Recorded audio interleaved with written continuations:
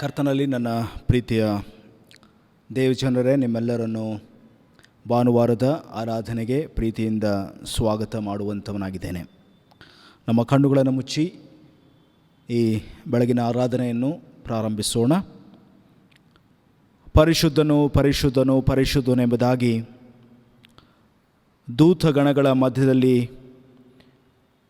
ಪರಿಶುದ್ಧತ್ವೆಂಬ ಭೂಷಣವನ್ನು ಧರಿಸಿಕೊಂಡವನಾಗಿ ನಮ್ಮನ್ನು ಸಹ ಪರಿಶುದ್ಧ ಜೀವನಕ್ಕೆ ಕರೆಯುವಂತಹ ನಮ್ಮ ಪರಲೋಕದ ತಂದೆಯಾದಂಥ ದೇವರೇ, ಸ್ವಾಮಿ, ನಿನ್ನ ಪರಿಶುದ್ಧವಾದಂತಹ ಜೀವನದ ಮೂಲಕ ನಾವು ಸಹ ನಮ್ಮನ್ನು ನಾವು ಪ್ರತಿಷ್ಠೆ ಮಾಡಿಕೊಂಡವರಾಗಿ ಈ ಭಾನುವಾರದ ಬೆಳಗಿನ ಸಂದರ್ಭದಲ್ಲಿ ಆನ್ಲೈನ್ನ ಮೂಲಕ ಈ ಆರಾಧನೆಗೆ ಸಿದ್ಧಗೊಂಡಿದ್ದೇವೆ. ಕರ್ತನೆ, ನಮ್ಮನ್ನು ನಮ್ಮ ಕುಟುಂಬಗಳನ್ನು ನೀನು ಕಾಪಾಡಿದ್ದಕ್ಕಾಗಿ ನಿನಗೆ ಸ್ತೋತ್ರ. ಕೊಟ್ಟಂಥ ವಿಶ್ರಾಂತಿಗಾಗಿ ನಿನಗೆ ವಂದನೆ ಸ್ವಾಮಿ. ನಮ್ಮನ್ನು ಈ ಆರಾಧನೆಗೋಸ್ಕರ ಸಿದ್ಧಗೊಳಿಸಿದ್ದಕ್ಕಾಗಿ ಸ್ತೋತ್ರ. ನಿನ್ನ ಹಸ್ತಗಳಿಗೆ ನಮ್ಮನ್ನು ನಾವು ಒಪ್ಪಿಸಿಕೊಡುತ್ತೇವೆ. ಯೇಸುವಿನ ಮೂಲಕ ದೀನತೆಯಿಂದ ಪ್ರಾರ್ಥಿಸಿ ಬೇಡಿ ಹೊಂದಿದ್ದೇವೆ, ಆಮೆನ್. ನಾವು ಹಾಡುವ ಪ್ರಾರಂಭದ ಸಂಗೀತದಲ್ಲಿ 8ನೆಯ ಸಂಗೀತದಿಂದ ಹಾಡೋಣ.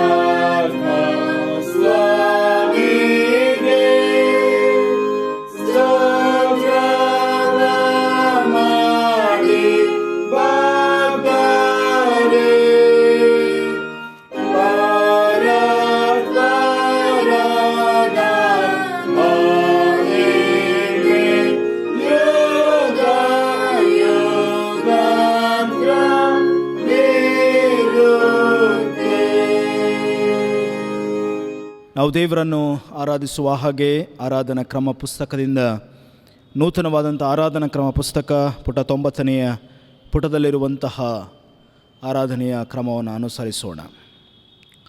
ಸೃಷ್ಟಿಕರ್ತನೂ ವಿಮೋಚಕನೂ ಆದರಿಕನೂ ಆದ ದೇವರೇ, ನಮ್ಮ ಬಳಿಗೆ ಬಾ, ನಮ್ಮೊಂದಿಗಿರು, ಸ್ಫೂರ್ತಿಯ ಗಾಳಿಯಾಗಿ ಬಾ, ಶುದ್ಧಿಸುವ ಬೆಂಕಿಯಾಗಿ ಬಾ, ಮುದಗೊಳಿಸುವ ಇಬ್ಬನಿಯಾಗಿ ಬಾ. ತ್ರಯೇಕ ದೇವರೇ ಬಾ, ವೈವಿಧ್ಯಮಯವಾದ ಸಂಪ್ರದಾಯ, ಸಂಸ್ಕೃತಿ, ಜನಾಂಗ, ಪರಂಪರೆ, ಅನುಭವ, ಬೋಧನೆಗಳ ಹಿನ್ನೆಲೆಯಿಂದ ಬಂದ ನಿನ್ನ ಜನರನ್ನು ಐಕ್ಯಗೊಳಿಸು. ತ್ರಯೇಕ ದೇವರೇ ಬಾ, ವಿಕಲಾಂಗಿಗಳು, ದಲಿತರು, ಸ್ತ್ರೀಯರು, ಪುರುಷರು, ಮಕ್ಕಳು, ಯುವ ಪೀಳಿಗೆ ಮತ್ತು ವೃದ್ಧಾದಿ ಸಮಾಜಂತಿಗೆ ತಳ್ಳಲ್ಪಟ್ಟ ನಿನ್ನ ಜನರನ್ನು ಐಕ್ಯಗೊಳಿಸು. ತ್ರಯೇಕ ದೇವರೇ ಬಾ, ನಾವು ಒಂದಾಗಿ ನಿನ್ನ ಚಿತ್ತವನ್ನು ಗ್ರಹಿಸುವಂತೆಯೂ ಸಭೆಯಾಗಿ ನಿನ್ನ ಕರೆಗೆ ಓಗಡುವಂತೆಯೂ ನಿನ್ನ ಜನರನ್ನು ಐಕ್ಯಗೊಳಿಸು, ಆಮೆನ್. ದೇವರ ಪರಿಶುದ್ಧ ಆಲಯದಲ್ಲಿ ಆತನನ್ನು ಸ್ತುತಿಸಿರಿ. ನಮ್ಮ ಗುಡಾರದಂತಿರುವ ಆಕಾಶ ಮಂಡಲದಲ್ಲಿ ದೇವರನ್ನು ಸ್ತುತಿಸಿರಿ. ನಮ್ಮ ತಾಯಿಯಂತಿರುವ ಭೂಮಿಯಲ್ಲಿ ದೇವರನ್ನು ಸ್ತುತಿಸಿರಿ. ಮಹತ್ತಾದ ಕಾರ್ಯಗಳಿಗಾಗಿ ದೇವರನ್ನು ಸ್ತುತಿಸಿರಿ. ಮಹತ್ತರ ಶಕ್ತಿಗಾಗಿ ದೇವರನ್ನು ಸ್ತುತಿಸಿರಿ. ದಮ್ಮಡಿ ಬಡಿಯುತ್ತಾ ದೇವರನ್ನು ಸ್ತುತಿಸಿರಿ. ಕೊಳಲು ಜಲ್ಲರಿಯಿಂದ ದೇವರನ್ನು ಸ್ತುತಿಸಿರಿ. ಲಯಬದ್ಧ ನಾಟ್ಯದಿಂದ ಆತನನ್ನು ಸ್ತುತಿಸಿರಿ. ಚಪ್ಪಾಳೆ ತಟ್ಟುತ್ತಾ ದೇವರನ್ನು ಸ್ತುತಿಸಿರಿ. ಕಾಲುಗಳನ್ನು ಬಡಿಯುತ್ತಾ ದೇವರನ್ನು ಸ್ತುತಿಸಿರಿ. ಗೀತ ಗಾಯನದಿಂದ ದೇವರನ್ನು ಸ್ತುತಿಸಿರಿ. ಬೋರ್ಗರೆಯುತ್ತಾ ಹರಿಯುವ ನಮ್ಮ ನದಿಗಳೊಳಗೆ ದೇವರನ್ನು ಸ್ತುತಿಸಿರಿ. ಸುಳಿಗಾಳಿಯ ನಾದದೊಂದಿಗೆ ದೇವರನ್ನು ಸ್ತುತಿಸಿರಿ. ತೂಗಾಡುವ ಮರದೊಂದಿಗೆ ದೇವರನ್ನು ಸ್ತುತಿಸಿರಿ. ಸಾಗರದ ಆರ್ಭಟದ ಸುನಾದದೊಂದಿಗೆ ದೇವರನ್ನು ಸ್ತುತಿಸಿರಿ. ಯಾವಾತನನ್ನು ಆತುಕೊಂಡಾಗ ನಾವು ಮುಗ್ಗರಿಸುವುದಿಲ್ಲವೋ ಆ ದೇವರನ್ನು ಸ್ತುತಿಸಿರಿ. ಶ್ವಾಸವಿರುವುದೆಲ್ಲವೂ ದೇವರನ್ನು ಸ್ತುತಿಸಲಿ. ಆಮೆನ್. ಪ್ರಿಯರೇ, ನಾವು ದೇವರ ಸನ್ನಿಧಾನದಲ್ಲಿ ನಮ್ಮ ತಪ್ಪುಗಳನ್ನು ಅರಿಕೆ ಮಾಡೋಣ. ನಾವು ಸಂಗೀತಗಳ ಮೂಲಕ ಬನ್ನಿ ಪಶ್ಚಾತ್ತಾಪದಿಂದ ಸ್ವಾಮಿ ಹತ್ರ ಬರುವ, ಆತನಲ್ಲಿ ಕ್ಷಮೆಯುಂಟು ಎನ್ನುವ ಸಂಗೀತವನ್ನು ಹಾಡೋಣ.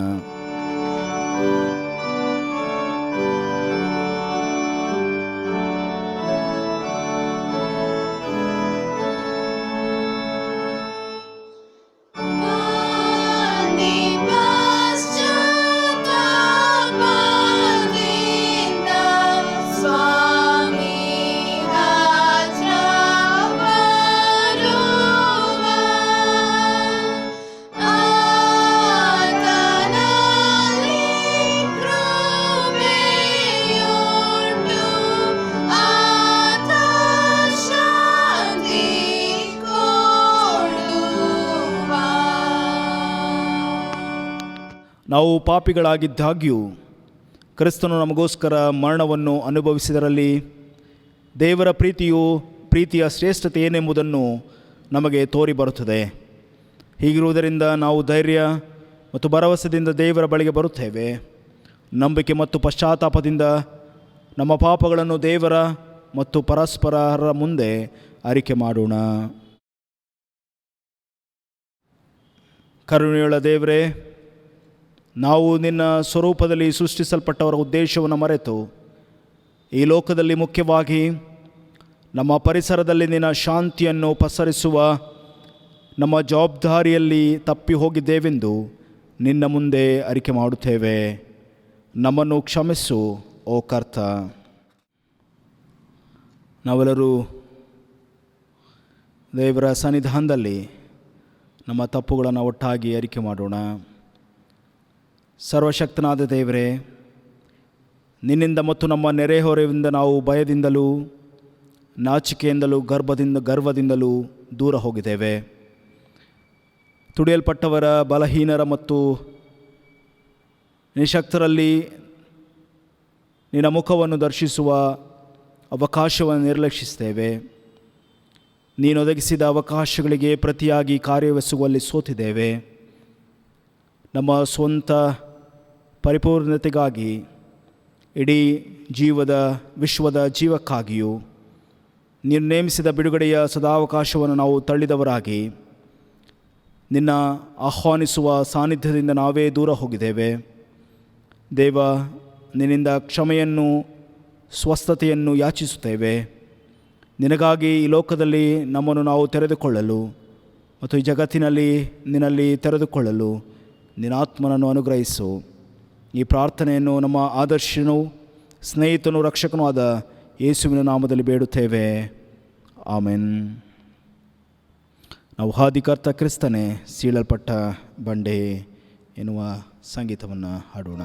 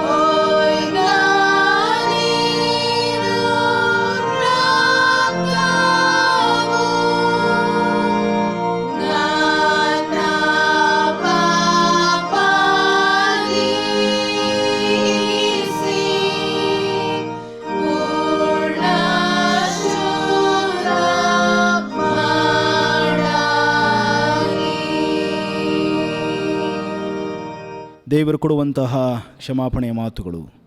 ಕರ್ತನು ಇಂತೆನ್ನುತ್ತಾನೆ, ಮನುಷ್ಯನೇ ಒಳ್ಳೆಯದು ಇಂತೆಂದೇ ಎಂದು ಕರ್ತನು ನಿನಗೆ ತೋರಿಸಿದ್ದಾನಷ್ಟೇ.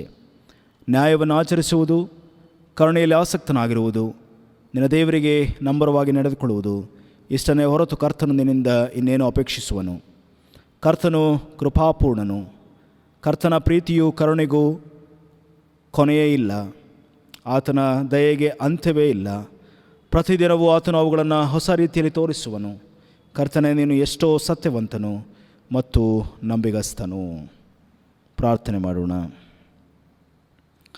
ನಮ್ಮನ್ನು ಬಹಳವಾಗಿ ಪ್ರೀತಿಸುವಂತಹ ನಮ್ಮ ಪರಲೋಕದ ತಂದೆಯಾಗಿರುವಂಥ ದೇವರೇ, ನಿನ್ನ ಸನ್ನಿಧಾನದಲ್ಲಿ ನಾವು ಕಾಣಿಸಿಕೊಳ್ಳಲಾಗದಂಥ ಪರಿಸ್ಥಿತಿಯಲ್ಲಿ ಸ್ವಾಮಿ, ಈ ಆನ್ಲೈನ್ನ ಮೂಲಕ ನಮ್ಮ ಮನೆಗಳಲ್ಲಿ ನಿನ್ನನ್ನು ಆರಾಧಿಸುವಂತಹ, ನಿನ್ನನ್ನು ಪ್ರಾರ್ಥಿಸುವಂಥ ಅವಕಾಶ ಕೊಟ್ಟಿದ್ದಕ್ಕಾಗಿ ಸ್ತೋತ್ರ ಸ್ವಾಮಿ. ಕರ್ತನೇ, ನೀನು ನಮ್ಮನ್ನು ಪ್ರೀತಿಸಿ ನಮ್ಮನ್ನು ನಿನ್ನ ಸ್ವಕೀಯ ಜನಾಂಗವಾಗಿಯೂ ನಂಬಿಗಸ್ತ ಮಕ್ಕಳನ್ನಾಗಿಯೂ ಪ್ರೀತಿಸಿ ನಮ್ಮನ್ನು ಪರಿಶುದ್ಧ ಜೀವನಕ್ಕೆ ನೀನು ನಮ್ಮನ್ನು ಕರೆದಿದ್ದಕ್ಕಾಗಿ ಸ್ತೋತ್ರ ಕರ್ತನೇ. ಅದನ್ನು ನಾವು ಬಹಳ ಸಂತೋಷದಿಂದಲೂ ನಮ್ರತೆಯಿಂದಲೂ ಸೇವಿಸುವ ಹಾಗೆ, ಅದನ್ನು ಸ್ವೀಕರಿಸುವ ಹಾಗೆ ನಮ್ಮನ್ನು ಬಲಪಡಿಸು ಕರ್ತನೇ. ಈ ಸಂದರ್ಭದಲ್ಲಿ ನಮ್ಮ ದೇಶಕ್ಕಾಗಿ, ನಮ್ಮ ಸಭೆಗಾಗಿ ಮತ್ತು ಕಷ್ಟದಲ್ಲಿ ತೊಂದರೆಯಲ್ಲಿರುವಂಥವರಿಗೆ, ಅನಾರೋಗ್ಯದಲ್ಲಿರುವಂಥವರಿಗಾಗಿ ನಾವು ಪ್ರಾರ್ಥಿಸ್ತೇವೆ ಕರ್ತನೇ. ವಿಶೇಷವಾಗಿ ಕೋವಿಡ್ನಿಂದ ಅನೇಕ ಜನರಲ್ಲಿ ಭಯ, ಆತಂಕ, ಅದು ಮಾತ್ರವಲ್ಲದೆ ಬೇರೆ ಬೇರೆ ರೀತಿಯಾದಂಥ ಮಾನಸಿಕವಾದಂಥ ಒತ್ತಡಗಳಿಂದ ಇರುವಂಥ ಜನರನ್ನು ನಿನ್ನ ಹಸ್ತಗಳಿಗೆ ಒಪ್ಪಿಸಿಕೊಡ್ತೇವೆ. ನಿನ್ನ ಕೃಪೆಯಿಂದಲೂ ನಿನ್ನ ಬಲದಿಂದಲೂ ಅವರನ್ನು ತುಂಬಿಸು. ನೀನೇ ಕರ್ತನೇ, ಈ ಎಲ್ಲ ಕಷ್ಟದ ಸಂದರ್ಭದಲ್ಲಿ ನಮಗೆ ಸಹಾಯಕನಾಗಿದ್ದು ಮುನ್ನಡೆಸು ಎಂಬುದಾಗಿ ನಮ್ಮ ರಕ್ಷಕನು ಒಡೆಯನಾದಂಥ ಯೇಸುವಿನ ಮೂಲಕ ದೀನತೆಯಿಂದ ಪ್ರಾರ್ಥಿಸಿ ಬೇಡಿ ಹೊಂದಿದ್ದೇವೆ. ಆಮೆನ್. ಈ ದಿವಸಕ್ಕೆ ನೇಮಕವಾದಂಥ ಬೈಬಲ್ನ ಪಾರಾಯಣಗಳನ್ನು ಕೇಳಿಸಿಕೊಳ್ಳೋಣ. ಈ ದಿನಕ್ಕಾಗಿ ಆರಿಸಿಕೊಂಡಿರುವ ಹಳೆ ಒಡಂಬಡಿಕೆಯ ವೇದ ಭಾಗವು ಧರ್ಮೋಪದೇಶ ಕಾಂಡ 7ನೇ ಅಧ್ಯಾಯ ವಚನಗಳು 1ರಿಂದ 11ರವರೆಗೆ. ಧರ್ಮೋಪದೇಶ ಕಾಂಡ 7ನೇ ಅಧ್ಯಾಯ ವಚನಗಳು 1ರಿಂದ 11ರವರೆಗೆ. ಕಾನಾನ್ ದೇಶದ ಮೂಲ ನಿವಾಸಿಗಳನ್ನು, ಅವರ ದೇವತಾ ಪ್ರತಿಮೆಗಳನ್ನು ನಿರ್ಮೂಲ ಮಾಡಬೇಕೆಂಬುದು. ನೀವು ಸ್ವಾಧೀನ ಮಾಡಿಕೊಳ್ಳುವುದಕ್ಕೆ ಹೋಗುವ ದೇಶದಲ್ಲಿ ನಿಮ್ಮ ದೇವರಾದ ಯೆಹೋವನು ನಿಮ್ಮನ್ನು ಸೇರಿಸಿ, ಸಂಖ್ಯೆಯಲ್ಲಿಯೂ ಬಲದಲ್ಲಿಯೂ ನಿಮಗೆ ಮೀರುವ ಹಿತ್ತಿಯರು, ಗಿರ್ಗಾಷಿಯರು, ಆಮೋರಿಯರು, ಕಾನಾನ್ಯರು, ಪೆರಿಜ್ಜಿಯರು, ಹಿವ್ವಿಯರು, ಯಬೂಸಿಯರು ಎಂಬ 7 ಜನಾಂಗಗಳನ್ನು ನಿಮ್ಮ ಎದುರಿನಿಂದ ಹೊರಡಿಸುವವನಾಗಿ ಅವರನ್ನು ನಿಮ್ಮಿಂದ ಪರಾಜಯಪಡಿಸುವಾಗ ನೀವು ಅವರನ್ನು ನಿಶ್ಶೇಷವಾಗಿ ಸಂಹರಿಸಬೇಕು. ಅವರ ಸಂಗಡ ಒಡಂಬಡಿಕೆ ಮಾಡಿಕೊಳ್ಳಬಾರದು, ಅವರನ್ನು ಕನಿಕರಿಸಲೂಬಾರದು, ಅವರೊಡನೆ ಬೀಗತನ ಮಾಡಬಾರದು, ಅವರ ಮಕ್ಕಳಿಗೆ ಹೆಣ್ಣುಗಳನ್ನು ಕೊಡಲೂಬಾರದು, ಅವರಿಂದ ತರಲೂಬಾರದು. ಹಾಗೆ ಮಾಡಿದರೆ ಅವರು ನಿಮ್ಮ ಮಕ್ಕಳನ್ನು ಯೆಹೋವನ ಸೇವೆಯಿಂದ ತಪ್ಪಿಸಿ ಇತರ ದೇವರುಗಳನ್ನು ಪೂಜಿಸುವುದಕ್ಕೆ ತಿರುಗಿಸಾರು. ಆಗ ಯೆಹೋವನು ನಿಮ್ಮ ಮೇಲೆ ಕೋಪಗೊಂಡು ಬೇಗನೆ ನಿಮ್ಮನ್ನು ನಾಶ ಮಾಡುವನು. ಆದುದರಿಂದ ನೀವು ಹೀಗೆ ಮಾಡಬೇಕು: ಅವರ ಬಲಿಪೀಠಗಳನ್ನು ಕೆಡವಬೇಕು, ಅವರ ಕಲ್ಲಿನ ಕಂಬಗಳನ್ನು ಒಡೆದು ಅಶೇರವೆಂಬ ವಿಗ್ರಹ ಸ್ತಂಭಗಳನ್ನು ಕಡಿದು ಅವರ ದೇವತಾ ಪ್ರತಿಮೆಗಳನ್ನು ಬೆಂಕಿಯಿಂದ ಸುಟ್ಟು ಬಿಡಬೇಕು. ಯಾಕಂದರೆ ನೀವು ನಿಮ್ಮ ದೇವರಾದ ಯೆಹೋವನಿಗೆ ಮೀಸಲಾದ ಜನರಾಗಿದ್ದೀರಲ್ಲವೇ. ಆತನು ಭೂಲೋಕದಲ್ಲಿರುವ ಸಮಸ್ತ ಜನಾಂಗಗಳಲ್ಲಿ ನಿಮ್ಮನ್ನೇ ಸ್ವಕೀಯ ಜನವಾಗುವುದಕ್ಕೆ ಆದುಕೊಂಡನು. ನಿಮ್ಮನ್ನು ಎಲ್ಲ ಜನಾಂಗಗಳಲ್ಲಿ ಹೆಚ್ಚು ಮಂದಿ ಎಂದು ಇಷ್ಟಪಟ್ಟು ಆದುಕೊಳ್ಳಲಿಲ್ಲ. ನೀವು ಎಲ್ಲ ಜನಾಂಗಗಳಿಗಿಂತಲೂ ಸ್ವಲ್ಪ ಮಂದಿಯಷ್ಟೇ. ಯೆಹೋವನು ನಿಮ್ಮನ್ನು ಪ್ರೀತಿಸಿ ತಾನು ನಿಮ್ಮ ಪಿತೃಗಳಿಗೆ ಮಾಡಿದ ಪ್ರಮಾಣವನ್ನು ನೆರವೇರಿಸಬೇಕೆಂದು ಐಗುಪ್ತರ ಅರಸನಾದ ಫರೋಹನ ಕೈಕೆಳಗೆ ದಾಸರಾಗಿದ್ದ ನಿಮ್ಮನ್ನು ಬಿಡುಗಡೆ ಮಾಡಿ ತನ್ನ ಭುಜಬಲವನ್ನು ಪ್ರಯೋಗಿಸಿ ಆ ದೇಶದೊಳಗಿಂದ ಬರಮಾಡಿದನು. ಆದುದರಿಂದ ನಿಮ್ಮ ದೇವರಾದ ಯೆಹೋವನೊಬ್ಬನೇ ದೇವರೆಂದು ತಿಳಿದುಕೊಳ್ಳಬೇಕು.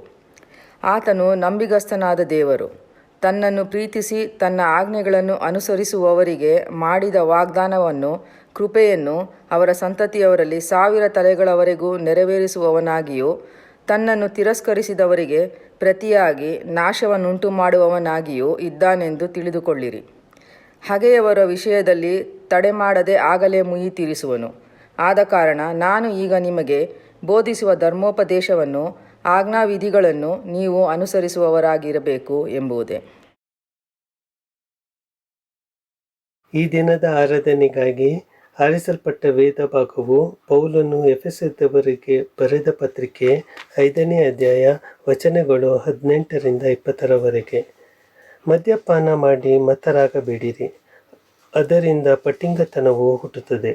ಆದರೆ ಪವಿತ್ರಾತ್ಮ ಭರಿತರಾಗಿದ್ದು ಕೀರ್ತನೆಗಳಿಂದಲೂ ಆತ್ಮ ಸಂಬಂಧವಾದ ಪದಗಳಿಂದಲೂ ಒಬ್ಬರಿಗೊಬ್ಬರು ಮಾತಾಡಿಕೊಳ್ಳುತ್ತಾ ನಿಮ್ಮ ಹೃದಯದಲ್ಲಿ ಕರ್ತನಿಗೆ ಗಾನ ಮಾಡುತ್ತಾ ಕೀರ್ತನೆ ಹಾಡುತ್ತಾ ಯಾವಾಗಲೂ ಎಲ್ಲ ಕಾರ್ಯಗಳಿಗೋಸ್ಕರ ನಮ್ಮ ಕರ್ತನಾದ ಯೇಸು ಕ್ರಿಸ್ತನ ಹೆಸರಿನಲ್ಲಿ ತಂದೆಯಾದ ದೇವರಿಗೆ ಸ್ತೋತ್ರ ಮಾಡುತ್ತಾ ಕ್ರಿಸ್ತನಿಗೆ ಭಯಪಡುವವರಾಗಿದ್ದು ಒಬ್ಬರಿಗೊಬ್ಬರು ವಿನಯವುಳ್ಳವರಾಗಿ ನಡೆದುಕೊಳ್ಳಿರಿ.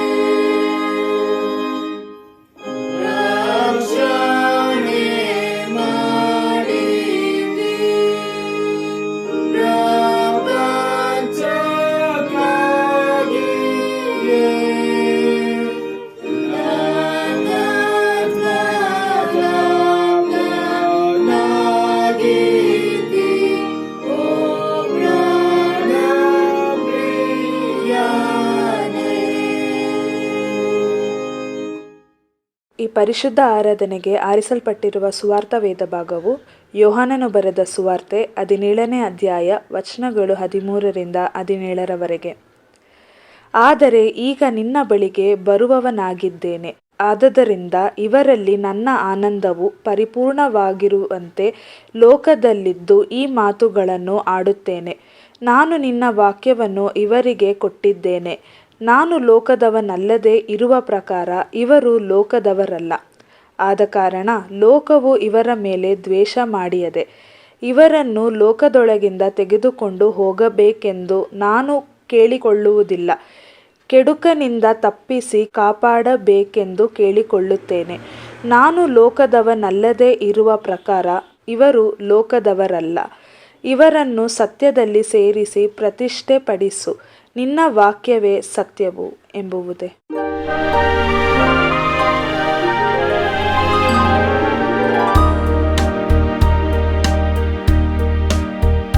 ನಿಂದು ಯಾತ್ರೆಯ ಚಿಂತೆಯನು ಕರ್ತಗೋಪಿಸಿ ನಿಶ್ಚಿಂತನಾಗಿರು. ನಿಂದು ಯಾತ್ರೆಯ ಚಿಂತೆಯನು ಕರ್ತಗೋಪಿಸಿ ನಿಶ್ಚಿಂತನಾಗಿರು. ಭಯವು ಏತಕೆ, ಸಂದೇಹವೇತಕೆ, ಭಯವು ಏತಕೆ, ಸಂದೇಹವೇತಕೆ,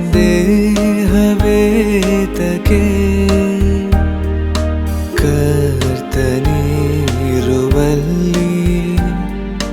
ಚಿಂತೆಯೇತಕೆ, ಕರ್ತನಿರುವಲ್ಲಿ ಚಿಂತೆಯೇತಕೆ. ನಿಂದು ಯಾತ್ರೆಯ ಚಿಂತೆಯನು ಕರ್ತಗೋಪಿಸಿ ನಿಶ್ಚಿಂತನಾಗಿರು.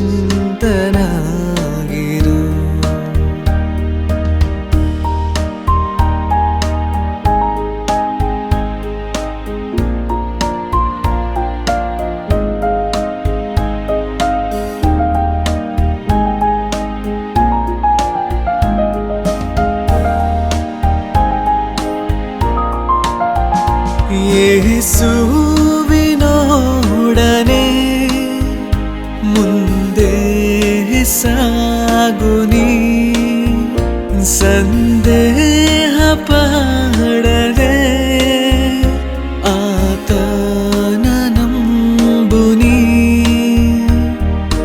ಬೆಟ್ಟದಂತೆ ಕಷ್ಟ ಬಂದರು ಯೇಸು ಇರುವನು, ಯೇಸುವ ನೋಡು. ಬೆಟ್ಟದಂತೆ ಕಷ್ಟ ಬಂದರು ಯೇಸು ಇರುವನು, ಯೇಸುವ ನೋಡು. ನಿಂದು ಯಾತ್ರೆಯ ಚಿಂತೆಯನು ಕರ್ತಗೋಪಿಸಿ ನಿಶ್ಚಿಂತನಾಗಿರು.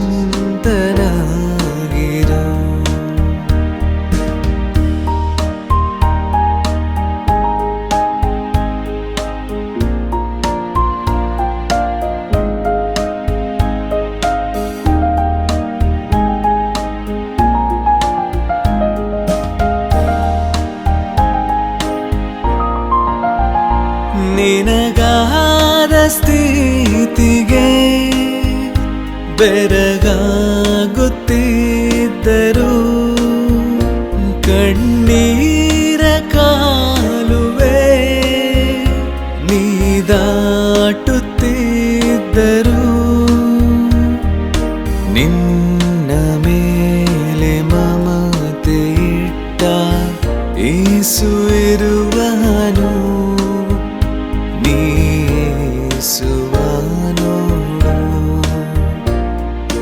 ನಿನ್ನ ಮೇಲೆ ಮಮತೆ ಇಟ್ಟ ಯೇಸು ಇರುವನು, ಯೇಸುವ ನೋಡು.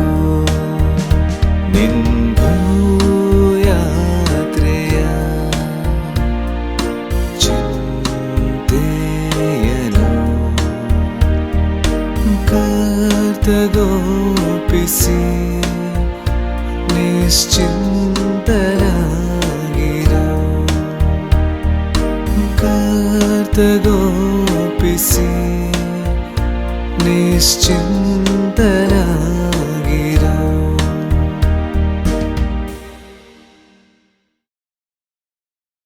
ಕರ್ತನಲ್ಲಿ ನನ್ನ ಪ್ರೀತಿಯ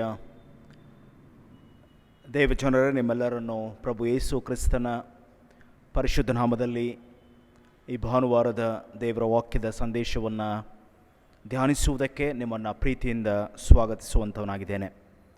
ನಮ್ಮ ಕಣ್ಣುಗಳನ್ನು ಮುಚ್ಚೋಣ.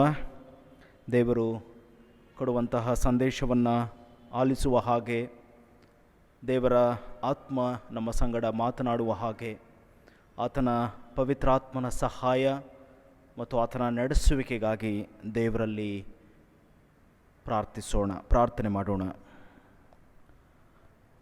ನಮ್ಮನ್ನು ಮೀಸಲಾಗಿಯೂ ವಿಶೇಷ ಜನರನ್ನಾಗಿಯೂ ಆರಿಸಿಕೊಂಡು ನಾವು ನಡೆಯಬೇಕಾದಂತಹ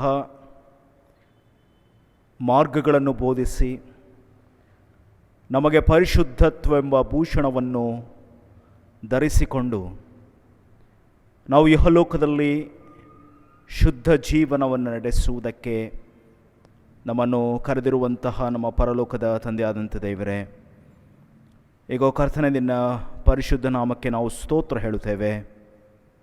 ಈ ಭಾನುವಾರದ ಬೆಳಗಿನ ಸಂದರ್ಭದಲ್ಲಿ ನಿಮ್ಮ ವಾಕ್ಯವನ್ನು ನಾವು ಧ್ಯಾನಿಸುವಾಗ ನಮ್ಮ ಸಂಗಡ ನೀವು ಮಾತನಾಡಿ ನಿನ್ನ ಹಸ್ತಗಳಿಗೆ ನಮ್ಮೆಲ್ಲರನ್ನು ಒಪ್ಪಿಸಿಕೊಡುತ್ತೇವೆ. ಯೇಸುವಿನ ಮೂಲಕ ದೀನತೆಯಿಂದ ಪ್ರಾರ್ಥಿಸಿ ಬೇಡಿ ಹೊಂದುತ್ತೇವೆ. ಆಮೆನ್. ಪ್ರೀತಿಯ ದೇವಜನರೇ, ಪ್ರತಿ ವರ್ಷಕ್ಕೆ ಒಂದು ಬಾರಿ ಲಾಕ್ಡೌನ್ ಎನ್ನುವಂತಹ ಮಾತುಗಳನ್ನು ಕೇಳಿಸಿಕೊಳ್ತಾ ಇದ್ದೇವೆ. ಲಾಕ್ಡೌನ್ ಅಥವಾ ಕರ್ಫ್ಯೂ ನಮ್ಮ ಜೀವನದ ಕ್ರಮವಾಗುತ್ತದೋ ಎನ್ನುವಂತಹ ಒಂದು ಭಯ ನಮ್ಮಲ್ಲಿ ಮೂಡ್ತಾ ಇದೆ. ಪ್ರತಿ ವರ್ಷದಲ್ಲೂ ಸಹ ನಾವು ಲಾಕ್ಡೌನ್, ಕರ್ಫ್ಯೂ ಇದರ ಮೂಲಕ ಹೊಸ ವರ್ಷವನ್ನು ನೋಡುವಂತಹ, ಹೊಸ ವರ್ಷದಲ್ಲಿ ಭಾಗವಹಿಸುವಂತಹ ಒಂದು ಸನ್ನಿವೇಶ ನಿರ್ಮಾಣವಾಗ್ತಾ ಇದೆ. ಕಳೆದ ಒಂದು ತಿಂಗಳಲ್ಲಿ ನಾವು ಕ್ರಿಸ್ಮಸ್ನ ಸಂತೋಷ, ಸಂಭ್ರಮ, ಸಂಗೀತಗಳನ್ನು ಹಾಡುವಂಥದ್ದರಲ್ಲಿ, ಬಾರಿಸುವಂಥದ್ದರಲ್ಲಿ ಮತ್ತು ಒಟ್ಟಾಗಿ ಸೇರಿ ಬಂದು ಹಬ್ಬದ ಸಂತೋಷವನ್ನು ಕಳೆದಂಥದ್ದನ್ನು ನಾವು ನೆನಪಿಸಿಕೊಂಡಾಗ ಪಕ್ಕನೆ ಒಂದು ರೀತಿಯಲ್ಲಿ ವ್ಯತ್ಯಾಸಗಳು ಆಗಿ ಪುನಃ ಎಲ್ಲ ಸಭೆಗಳು ಮುಚ್ಚುವಂತಹ, ಪುನಃ ನಾವು ಸಾಮಾಜಿಕ ಅಂತರ, ಮಾಸ್ಕನ್ನು ಧರಿಸುವಂಥದ್ದು, ಸ್ಯಾನಿಟೈಸನ್ನು ಮಾಡುವಂಥದ್ದು, ಹೀಗೆ ಪುನಃ ಅಂತಹ ಸನ್ನಿವೇಶವನ್ನು ಎದುರಿಸ್ತಾ ಇದ್ದೇವೆ. ಪ್ರೀತಿಯ ಸಹೋದರ ಸಹೋದರಿಯರೇ, ಹಾಗಾದರೆ ಇಂತಹ ಸನ್ನಿವೇಶದಲ್ಲಿಯೂ ಸಹ ಆನ್ಲೈನ್ನ ಮೂಲಕ ನಾವು ದೇವರ ವಾಕ್ಯವನ್ನು ನೀವಿರುವಂತಹ ಸ್ಥಳಗಳಲ್ಲಿ ನಾವು ವಾಕ್ಯವನ್ನು ಧ್ಯಾನಿಸುವಂಥ ಅವಕಾಶವನ್ನು ದಯಪಾಲಿಸಿಕೊಟ್ಟಿದ್ದಾನೆ. ಕಳೆದ ಭಾನುವಾರದಲ್ಲಿ ನಾವು ಕುಟುಂಬಗಳ ಭಾನುವಾರ, ಫ್ಯಾಮಿಲಿ ಸಂಡೇ ಎಂಬುದಾಗಿ ಆಚರಿಸಿ ಕುಟುಂಬಗಳು ಯಾವ ರೀತಿಯಲ್ಲಿ ತಮ್ಮ ಜನರಿಗೆ ಸ್ಥಳವನ್ನು ಕೊಡಬೇಕು, ಕುಟುಂಬ ಎನ್ನುವಂಥದ್ದು ಅದು ಸ್ವಸ್ಥತೆಯ ಸ್ಥಳಗಳಾಗಬೇಕು ಅಥವಾ ಕುಟುಂಬ ಅದು ಸ್ವಸ್ಥತೆಯನ್ನು ಉಂಟು ಮಾಡುವಂಥ ಸ್ಥಳಗಳಾಗಬೇಕು ಎಂಬುದಾಗಿ ಕಳೆದ ಭಾನುವಾರ ನಾವು ಧ್ಯಾನಿಸಿದ್ದೇವೆ. ಈ ದಿವಸದ ವಾಕ್ಯ ಸಂದೇಶ ಬಿ ಹೋಲಿ, ಪರಿಶುದ್ಧ ಜೀವನ ಅಥವಾ ಪರಿಶುದ್ಧರಾಗಿ. ಈ ಪರಿಶುದ್ಧರು ಮತ್ತು ಅಪರಿಶುದ್ಧರು ಅಂದರೆ ಏನು? ಈ ಪರಿಶುದ್ಧತೆ ಎಂಬುದರ ನಿಜವಾದಂಥ ಅರ್ಥ ಏನು? ಹೋಲಿ ಬೈಬಲ್ ಎಂಬುದಾಗಿ ಕರೀತೇವೆ, ಪವಿತ್ರ ಗ್ರಂಥ. ಹೋಲಿ ಸ್ಯಾಕ್ರಿಮೆಂಟ್ ಎಂಬುದಾಗಿ ಹೇಳ್ತೇವೆ, ಪವಿತ್ರ ಸಂಸ್ಕಾರಗಳು. ಅಥವಾ ಹೋಲಿ ಮ್ಯಾಟ್ರಿಮೋನಿ, ಪವಿತ್ರವಾದಂತಹ ವಿವಾಹ ಎಂಬುದಾಗಿ ಹೇಳ್ತೇವೆ. ಹಾಗಾದರೆ ಹೋಲಿ ಎಂಬುದಾಗಿ ಹೇಳುವಾಗ ಅದರ ನಿಜವಾದಂತಹ ಅರ್ಥವನ್ನು ನಾವು ಯಾವ ರೀತಿಯಲ್ಲಿ ಗ್ರಹಿಸಿಕೊಳ್ಳುವಂಥದ್ದು? ಅದು ಕ್ರೈಸ್ತರಲ್ಲಿ ನಾವು ಅನೇಕ ಸಾರಿ ಈ ಪದವನ್ನು ಕೇಳಿಸಿಕೊಂಡಿದ್ದೇವೆ, ಹೋಲಿ ಎನ್ನುವಂತಹ ಪದ. ಅಥವಾ ನಾವು ಪರಿಶುದ್ಧರಾಗಿ ಜೀವಿಸಬೇಕು. ವಚನಗಾರರು ಹೇಳ್ತಾರೆ ಆಂತರಿಕ ಶುದ್ಧತೆ ಮತ್ತು ಬಾಹ್ಯ ಶುದ್ಧತೆ. ಒಬ್ಬ ವ್ಯಕ್ತಿ ಯಾವಾಗಲೂ ಆಂತರಿಕವಾಗಿ ಶುದ್ಧನಾಗಿರಬೇಕು ಮತ್ತು ಬಾಹ್ಯವಾಗಿಯೂ ಶುದ್ಧನಾಗಿರಬೇಕು ಎನ್ನುವಂಥ ಮಾತುಗಳನ್ನು ಹೇಳ್ತಾರೆ. ಆಂತರಿಕ ಮತ್ತು ಬಾಹ್ಯ ಶುದ್ಧತೆಯ ಬಗ್ಗೆ ವಚನ ಸಾಹಿತ್ಯದಲ್ಲಿ ನಾವು ನೋಡ್ತೇವೆ. ಹಾಗಾದರೆ ದೇವರ ವಾಕ್ಯ ಬೈಬಲ್ ಬಿ ಹೋಲಿ ಎಂಬುದಾಗಿ ಹೇಳುವಾಗ, ಪರಿಶುದ್ಧರು ಎಂಬುದಾಗಿ ಹೇಳುವಾಗ, ಪರಿಶುದ್ಧರಾಗಿ ಇರಿ ಎಂಬುದಾಗಿ ಹೇಳುವಾಗ ಯಾವ ರೀತಿಯ ಅರ್ಥವನ್ನು ಕೊಡ್ತದೆ?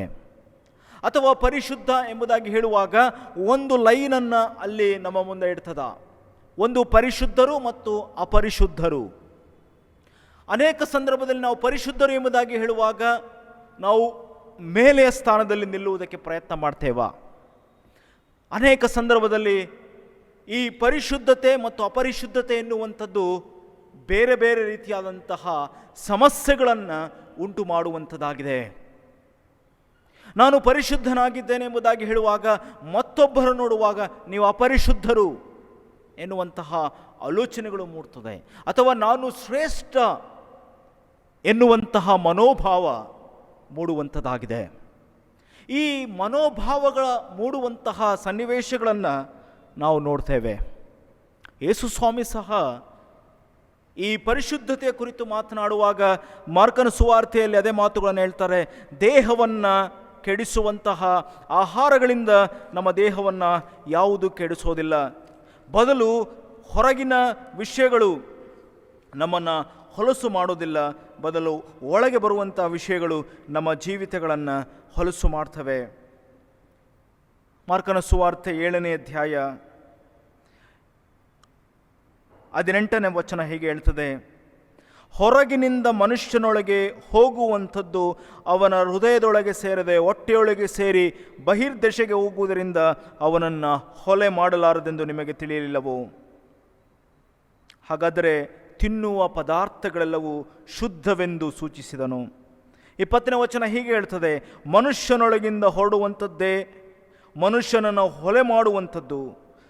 ಒಳಗಿನಿಂದ ಅಂದರೆ ಮನುಷ್ಯನ ಮನಸ್ಸಿನೊಳಗಿಂದ ಬರುವಂತಹ ಸೂಳೆತನ, ಕಳ್ಳತನ, ಕೊಲೆ, ಹಾದರ, ದ್ರವ್ಯಾಶೆ, ಕೆಡುಕತನ, ಮೋಸ, ಬಂಡುತನ, ಹೊಟ್ಟೆ ಕಿಚ್ಚು, ಬೈಗಳು, ಸೊಕ್ಕು, ಬುದ್ಧಿಗೇಡುತನ, ಇವೇ ಮುಂತಾದವುಗಳ ಕೆಟ್ಟ ಆಲೋಚನೆಗಳು ಹೊರಡ್ತವೆ. ಈ ಎಲ್ಲ ಕೆಟ್ಟ ವಿಷಯಗಳೆಲ್ಲ ಒಳಗಿನಿಂದ ಹೊರಟು ಮನುಷ್ಯನನ್ನು ಹೊಲೆ ಮಾಡ್ತವೆ. ಹಾಗಾದರೆ ಶುದ್ಧತೆ ಮತ್ತು ಪರಿಶುದ್ಧತೆಯ ಕುರಿತು ಮಾತನಾಡುವಾಗ ನಾವು ಅನೇಕ ಸಂದರ್ಭದಲ್ಲಿ ಈ ಆಹಾರವನ್ನು ತಿಂದರೆ ಅದು ಶುದ್ಧ ಆಹಾರ, ಈ ಆಹಾರವನ್ನು ತಿಂದರೆ ಅದು ಅಶುದ್ಧವಾದಂಥ ಆಹಾರ, ಅಥವಾ ಅನೇಕ ಜನರನ್ನು ಇವರು ಶುದ್ಧವಾದಂತಹ ರಕ್ತದಿಂದ ಜನಿಸಿದವರು, ಇವರು ಅಶುದ್ಧವಾದಂಥ ರಕ್ತದಿಂದ ಜನಿಸಿದವರು ಎಂಬುದಾಗಿ ನಾವು ಬೈಫರ್ಗೇಷನ್ಗಳನ್ನು ಮಾಡ್ತೇವೆ. ಹಾಗಾದರೆ ದೇವರ ವಾಕ್ಯ ಇಲ್ಲಿ ಪರಿಶುದ್ಧರು ಎಂಬುದಾಗಿ, ನೀವು ಪರಿಶುದ್ಧರಾಗಿರಿ ಎಂಬುದಾಗಿ ಹೇಳುವಾಗ ನಾವು ಮೇಲ್ದರ್ಜೆಗೆ ಹೋಗ್ತೇವೆ ಎನ್ನುವಂಥ ಅರ್ಥ ಅಲ್ಲ. ಕ್ರೈಸ್ತರಾದಂಥ ನಮ್ಮೆಲ್ಲರಲ್ಲಿ ಮನೋಭಾವ ಏನಂತ ಹೇಳಿದ್ರೆ, ನಾವು ಮಾತ್ರ ಪರಿಶುದ್ಧರಾಗಿದ್ದೇವೆ, ಬೇರೆಯ ಧರ್ಮದವರಾಗಲಿ ಬೇರೆ ಜನರಾಗಲಿ ಅವರು ಪರಿಶುದ್ಧರಾಗಿಲ್ಲ, ಅವರು ಅಪರಿಶುದ್ಧರು ಎನ್ನುವಂತಹ ಆಲೋಚನೆಗಳಿಂದ ನಾವು ಅನೇಕ ಸಂದರ್ಭದಲ್ಲಿ ನಾವು ಪರಿಶುದ್ಧತೆ ಕುರಿತು ಆಲೋಚನೆ ಮಾಡ್ತೇವೆ. ದೇವರ ವಾಕ್ಯ ಆ ರೀತಿಯಲ್ಲಿ ಪರಿಶುದ್ಧತೆಯನ್ನು ನಮಗೆ ತಿಳಿಸೋದಿಲ್ಲ. ಹಾಗಾದರೆ ಬಿ ಹೋಲಿ, ನೀವು ಪರಿಶುದ್ಧರಾಗಿ ಇರಿ ಅಂದರೆ ನಿಜವಾದಂಥ ಅರ್ಥ ಏನು? ಧರ್ಮೋಪದೇಶ ಕಾಂಡ 7ನೇ ಅಧ್ಯಾಯ ಮೊದಲ 11 ವಚನಗಳನ್ನು ಕೇಳಿಸಿಕೊಂಡಿದ್ದೇವೆ. ಇಲ್ಲಿ ಇಸ್ರಾಯೇಲರನ್ನ ದೇವರು ತನ್ನ ಜನಾಂಗವಾಗಿ ಕರೆದಾಗ ಅವರ ಸುತ್ತಮುತ್ತ ಅನೇಕ ರೀತಿಯಾದಂಥ ಚಾಲೆಂಜ್ಗಳು ಅವರ ಮುಂದೆ ಇತ್ತು. ಇಸ್ರಾಯೇಲ್ ಜನರನ್ನು ಒಂದು ರೀತಿಯಲ್ಲಿ ಮಿಷನ್ ಕಾಂಪೌಂಡ್ನಲ್ಲಿ ಬೆಳೆಸುವಂಥ ರೀತಿಯಲ್ಲಿ ದೇವರು ಅವರಿಗೆ ತನ್ನದೇ ಆದಂಥ ರೀತಿಯ ಎಲ್ಲ ಭದ್ರತೆಯನ್ನು ಇಟ್ಟು ಅವರನ್ನು ಐಗುಪ್ತ ದೇಶದಿಂದ ಕಾನಾನ್ ದೇಶಕ್ಕೆ ನಡೆಸಿಕೊಂಡು ಹೋಗ್ತಾನೆ. ಕಾನಾನ್ ದೇಶದಲ್ಲಿ ಸಹ ಅನೇಕ ಕಾನೂನು ಕಟ್ಟಳೆಗಳನ್ನು ಅವರಿಗೆ ಕೊಡ್ತಾನೆ. ಯಾಕಂದರೆ ಇಸ್ರಾಯೇಲರ ಮನಸ್ಸು ಯಾವಾಗಲೂ ಬೇಗ ಬಿದ್ದು ಬಿಡುವಂಥ ಮನಸ್ಸು, ಅಥವಾ ಬೇಗ ಪಾಪಕ್ಕೆ ತನ್ನನ್ನು ತಾನು ಒಪ್ಪಿಸಿಕೊಡುವಂಥ ಮನಸ್ಸಾಗಿತ್ತು. ನೀವು ಇಡೀ ಐಗುಪ್ತ ದೇಶದ ಆ ಚರಿತ್ರೆಯನ್ನು ನಾವು ನೋಡುವಾಗ, ಆ 40 ವರ್ಷದ ಚರಿತ್ರೆ ನೋಡುವಾಗ, ಮೋಶೆ ಸ್ವಲ್ಪ ದಿವಸ ಕಾಣಿಸದೇ ಇದ್ದಾಗ ಅವರು ಒಂದು ಮೂರ್ತಿಯನ್ನು ಮಾಡಿಕೊಂಡು ಪೂಜಿಸುವಂಥದ್ದನ್ನು ನೋಡ್ತೇವೆ. ಅಥವಾ ದೇವರು ಅವರಿಗೆ ಸರಿಯಾದಂಥ ಎಲ್ಲ ಸವಲತ್ತುಗಳನ್ನು ಕೊಡದೇ ಇದ್ದಾಗ ದೇವರ ವಿರುದ್ಧವಾಗಿ ಗುಣಗುಟ್ಟುವಂಥದ್ದನ್ನು, ನಾಯಕರ ವಿರುದ್ಧವಾಗಿ ಗುಣಗುಟ್ಟುವಂಥದ್ದನ್ನು ನಾವು ನೋಡ್ತೇವೆ. ಹಾಗಾದರೆ ಇಸ್ರಾಯೇಲರನ್ನು ದೇವರು ಯಾಕೆ ಕಾನೂನುಗಳನ್ನು ಅವರಿಗೆ ಕೊಟ್ಟ, ಅವರಿಗೆ ನಿಯಮಗಳನ್ನು ಯಾಕೆ ಕೊಟ್ಟ ಅಂತ ಹೇಳಿದ್ರೆ, ಅವರನ್ನು ಒಂದು ಕ್ರಮಬದ್ಧವಾದಂಥ ರೀತಿಯಲ್ಲಿ ಅವರ ಜೀವನವನ್ನು ಕಟ್ಟುವುದಕ್ಕೆ, ಅವರನ್ನು ಬೆಳೆಸುವುದಕ್ಕೆ ಮತ್ತು ದೇವರನ್ನು ತಿಳುಕೊಳ್ಳುವುದಕ್ಕೆ ಆತನು ಅವರಿಗೆ ಅದನ್ನು ಅನುಗ್ರಹಿಸಿಕೊಡ್ತಾನೆ. 7ನೇ ಅಧ್ಯಾಯದ ಕೆಲವೊಂದು ವಚನಗಳನ್ನು ನೋಡುವಾಗ, ಆ ವಚನಗಳನ್ನು ಓದುವಾಗ ಒಂದು ರೀತಿಯಲ್ಲಿ ನಮಗೆ ಕಸಿಬಿಸಿ ಆಗ್ತದೆ, ಗಲಿಬಿಲಿ ಆಗ್ತದೆ. ಯಾಕಂತ ಹೇಳಿದ್ರೆ, ನೀನು ಆ ಎಲ್ಲ ಜನಾಂಗಗಳನ್ನು ನೀನು ಸಂಹರಿಸಬೇಕು ಎನ್ನುವಂಥ ಮಾತುಗಳನ್ನು ಹೇಳ್ತಾನೆ. ಮತ್ತು ಅವರೊಟ್ಟಿಗೆ ಯಾವುದೇ ರೀತಿಯಾದಂತಹ ವಿವಾಹ ಸಂಬಂಧಗಳನ್ನು ಮಾಡಿಕೊಳ್ಳಬಾರದು, ಮತ್ತು ಅವರ ಬಲಿಪೀಠಗಳನ್ನು ನೀನು ಕೆಡವಬೇಕು, ಮತ್ತು ಕಲ್ಲಿನ ಕಂಬಗಳನ್ನು ಮತ್ತು ಅಶೇರು ವಿಗ್ರಹಗಳನ್ನು ನೀನು ಕಡಿದು ಹಾಕಬೇಕು, ಬೆಂಕಿಯಲ್ಲಿ ಬೀಸಾಡಬೇಕು ಎನ್ನುವಂಥ ಮಾತುಗಳನ್ನು ನಾವು ನೋಡ್ತೇವೆ. ಈ ಮಾತುಗಳನ್ನು ನೋಡಿದಾಗ, ನಾವು ಈ ವಾಕ್ಯವನ್ನು ಓದಿದಾಗ, ಇಂದಿನ ಪ್ರಸ್ತುತ ಸನ್ನಿವೇಶಗಳನ್ನು ನಾವು ಆಲೋಚಿಸುವಾಗ, ಇವತ್ತು ನಾವು ಬೇರೆಯ ಧರ್ಮದ ಮಧ್ಯದಲ್ಲಿ ನಾವು ಜೀವಿಸ್ತಾ ಇದ್ದೇವೆ. ವಿವಿಧ ಧರ್ಮಗಳ ಮಧ್ಯದಲ್ಲಿ ನಾವು ಬದುಕ್ತಾ ಇದ್ದೇವೆ. ವಿವಿಧ ಸಂಸ್ಕೃತಿಗಳ ಮಧ್ಯದಲ್ಲಿ ನಾವು ಜೀವಿಸ್ತಾ ಇದ್ದೇವೆ. ಈ ವಿವಿಧ ಧರ್ಮಗಳು ಮತ್ತು ವಿವಿಧ ಸಂಸ್ಕೃತಿಗಳಲ್ಲಿ ನಾವು ಬದುಕುವಾಗ, ನಾವು ಬೇರೆಯ ಧರ್ಮದವರನ್ನಾಗಲಿ ಬೇರೆ ನಂಬಿಕೆಯವರನ್ನಾಗಲಿ ನಾವು ನಾಶ ಮಾಡುವಂಥದ್ದು ಅಲ್ಲ. ಪ್ರೀತಿಯ ಸಹೋದರ ಸಹೋದರಿಯರೇ, ಯಾಕೆ ದೇವರು ಈ ಮಾತುಗಳನ್ನು ಹೇಳುವಾಗ ಅನೇಕ ಸಂದರ್ಭದಲ್ಲಿ ನಮ್ಮ ಮನಸ್ಸಿಗೆ ಒಂದು ರೀತಿಯಾದಂಥ ಕಸಿ ಬಿಸಿ ಉಂಟಾಗ್ತದೆ? ಯಾಕೆ ಈ ಒಂದು ಆಲೋಚನೆಗಳನ್ನು ಹೇಳಿದ್ದಾರೆ? ಯಾಕೆ ಎಂಬುದಾಗಿ ಆಲೋಚಿಸುವಾಗ, ದೇವರು ಇಸ್ರಾಯೇಲರನ್ನು ಒಂದು ಕ್ರಮಬದ್ಧವಾದಂಥ ರೀತಿಯಲ್ಲಿ ಅವರನ್ನು ದೇವರ ಒಂದು ಸಂಸರ್ಗದಲ್ಲಿ ಅಥವಾ ದೇವರ ನಿಯಮಗಳಲ್ಲಿ ಅವರನ್ನು ಬೆಳೆಸಬೇಕಾದಂಥ ಅನಿವಾರ್ಯತೆ ಇತ್ತು. ಯಾಕಂದರೆ ಅವರು ಯಾವಾಗಲೂ ಒಂದು ಕ್ಷಣ ಸಹ ಅವರು ತಮ್ಮ ಜೀವನದಲ್ಲಿ ಶೋಧನೆಗಳಿಗೆ ಬಲಿಯಾಗ್ತಾಯಿದ್ರು, ಅಥವಾ ಸುತ್ತಮುತ್ತ ಇರುವಂಥ ಎಲ್ಲ ಆಕರ್ಷಣೆಗಳಿಗೆ ಬಿದ್ದು ಹೋಗ್ತಾಯಿದ್ರು. ಅದನ್ನು ತಡೆಯುವುದಕ್ಕೋಸ್ಕರ ಆ ರೀತಿಯಲ್ಲಿ ಅವರನ್ನು ತಡೆಯುವಂಥದ್ದನ್ನು ನೋಡ್ತೇವೆ. ನನ್ನ ಪ್ರೀತಿಯ ಸಹೋದರ ಸಹೋದರರೇ, ಇಲ್ಲಿ ಪರಿಶುದ್ಧರಾಗಿ ಅಂತ ಇಸ್ರಾಯೇಲರನ್ನು ದೇವರು ಯಾಕೆ ಹೇಳ್ದ ಅಂತ ಹೇಳಿದ್ರೆ, ಮತ್ತೊಂದು ಧರ್ಮವನ್ನು ಅಥವಾ ಮತ್ತೊಂದು ಸಂಸ್ಕೃತಿಯನ್ನು ನೀನು ತುಳಿದು ಹಾಕು ಅಂತ ಹೇಳ್ತಾ ಇಲ್ಲ. ಬದಲು ದೇವರು ಯಾಕೆ ನಿನಗೆ ಪರಿಶುದ್ಧರಾಗಿ ಜೀವಿಸಿ ಅಂತ ಹೇಳುವಾಗ, ವಚನ 6 ಹೀಗೆ ಹೇಳ್ತದೆ, ನೀವು ನಿಮ್ಮ ದೇವರಾದ ಯೆಹೋವನಿಗೆ ಮೀಸಲಾದಂಥ ಜನರಾಗಿದ್ದೀರಿ. ಯಾಕೆ ನೀನು ಇಹಲೋಕದಲ್ಲಿ ನೀನು ಪರಿಶುದ್ಧನಾಗಿ ಜೀವಿಸಬೇಕು ಅಂತ ಹೇಳುವಾಗ, ನಾವು ಮತ್ತೊಬ್ಬರನ್ನು ದ್ವೇಷ ಮಾಡಿ ಅಥವಾ ಮತ್ತೊಬ್ಬರ ಜೀವನದೊಟ್ಟಿಗೆ ನನ್ನ ಜೀವನವನ್ನು ಇಟ್ಟು ಅವರು ಅಪರಿಶುದ್ಧರು ನಾನು ಪರಿಶುದ್ಧನು ಎಂಬುದಾಗಿ ತೋರಿಸಿಕೊಳ್ಳದೆ, ನೀನು ಪರಿಶುದ್ಧನಾಗಿ ಯಾಕೆ ಜೀವಿಸಬೇಕು ಅಂತ ಹೇಳಿದ್ರೆ, ನೀನು ದೇವರಿಗೆ ಮೀಸಲಾದ ಜನರಾಗಿದ್ದೀರಾ. ಇಸ್ರಾಯೇಲರನ್ನು ದೇವರು ಕರೆದಾಗ ಆ ಎಲ್ಲರಲ್ಲಿ ದೇವರು ಅವರನ್ನು ಆರಿಸಿಕೊಳ್ತಾನೆ. ಅವರನ್ನು ಆರಿಸಿಕೊಂಡು, ನೀನು ನನಗೋಸ್ಕರ ನೀನು ಬದುಕಬೇಕು. ಅದು ಒಂದು ಒಡಂಬಡಿಕೆ. ದೇವರು ಇಸ್ರಾಯೇಲರೊಟ್ಟಿಗೆ ಮಾಡಿಕೊಂಡಂಥ ಒಡಂಬಡಿಕೆ, ನಾನು ನಿನ್ನ ದೇವರಾಗಿರ್ತೇನೆ, ನೀನು ನನ್ನ ಪ್ರಜೆಗಳಾಗಿರ್ತೀರಿ, ನೀನು ಸ್ವಕೀಯ ಪ್ರಜೆಗಳಾಗಿದ್ದೀರಿ. ಹಾಗಾಗಿ ಪರಿಶುದ್ಧರಾಗಿ ಎಂಬುದಾಗಿ ಹೇಳುವಾಗ, ಒಂದು ರೀತಿಯಲ್ಲಿ ಪ್ರತ್ಯೇಕಿಸಲ್ಪಟ್ಟಂತಹ ಜನರು. ಇಲ್ಲಿ ಪ್ರತ್ಯೇಕಿಸಿಕೊಂಡಿದ್ದೇವೆ ಎಂಬುದಾಗಿ ಹೇಳುವಾಗ, ನಾನು ಒಬ್ಬನೇ ಬದುಕುತ್ತೇನೆ, ನಾನು ಒಬ್ಬನೇ ಜೀವಿಸ್ತೇನೆ ಎನ್ನುವಂಥ ಅರ್ಥವನ್ನು ಕೊಡೋದಿಲ್ಲ. ಬದಲು ದೇವರು ನಿನ್ನನ್ನು ತನ್ನ ಮೀಸಲಾದಂಥ ಜನರಾಗಿ ಆರಿಸಿಕೊಂಡಿದ್ದಾನೆ, ಮತ್ತು ಆತನು ಭೂಲೋಕದಲ್ಲಿರುವ ಸಮಸ್ತ ಜನಾಂಗಗಳಲ್ಲಿ ನಿಮ್ಮನ್ನೇ ಸ್ವಕೀಯ ಜನವಾಗುವುದಕ್ಕೆ ಆದುಕೊಂಡಿದ್ದಾನೆ.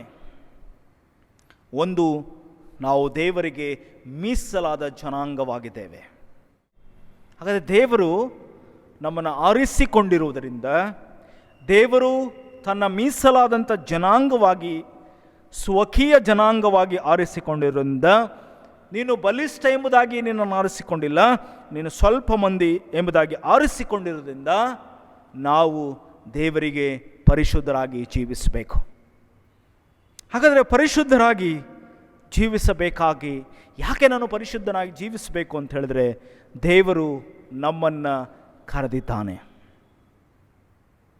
ನನ್ನ ಪ್ರೀತಿಯ ಸಹೋದರ ಸಹೋದರಿಯರೇ, ಅನೇಕ ಸಂದರ್ಭದಲ್ಲಿ ನಾವು ದೇವರು ನಮ್ಮನ್ನು ಆರಿಸಿಕೊಂಡಿದ್ದಾನೆ, ದೇವರು ನಮ್ಮನ್ನು ಪ್ರೀತಿಸಿದ್ದಾನೆ, ದೇವರು ನಮ್ಮನ್ನು ಸ್ವಕೀಯ ಪ್ರಜೆಯನ್ನಾಗಿ ಆರಿಸಿಕೊಂಡಿದ್ದಾನೆ, ಮೀಸಲಾದ ಜನಾಂಗವಾಗಿ ಆರಿಸಿಕೊಂಡಿದ್ದಾನೆ ಎಂಬುದಾಗಿ ನಾವು ಹೆಮ್ಮೆ ಪಡುವಂಥದ್ದು ಅಥವಾ ಸಂತೋಷ ಪಡುವಂಥದ್ದು, ಅಥವಾ ದೇವರು ನಮ್ಮನ್ನೇ ಆರಿಸಿಕೊಂಡಿದ್ದಾನೆ ಎಂಬುದಾಗಿ ಅಹಂ ಪಡುವುದಕ್ಕಲ್ಲ.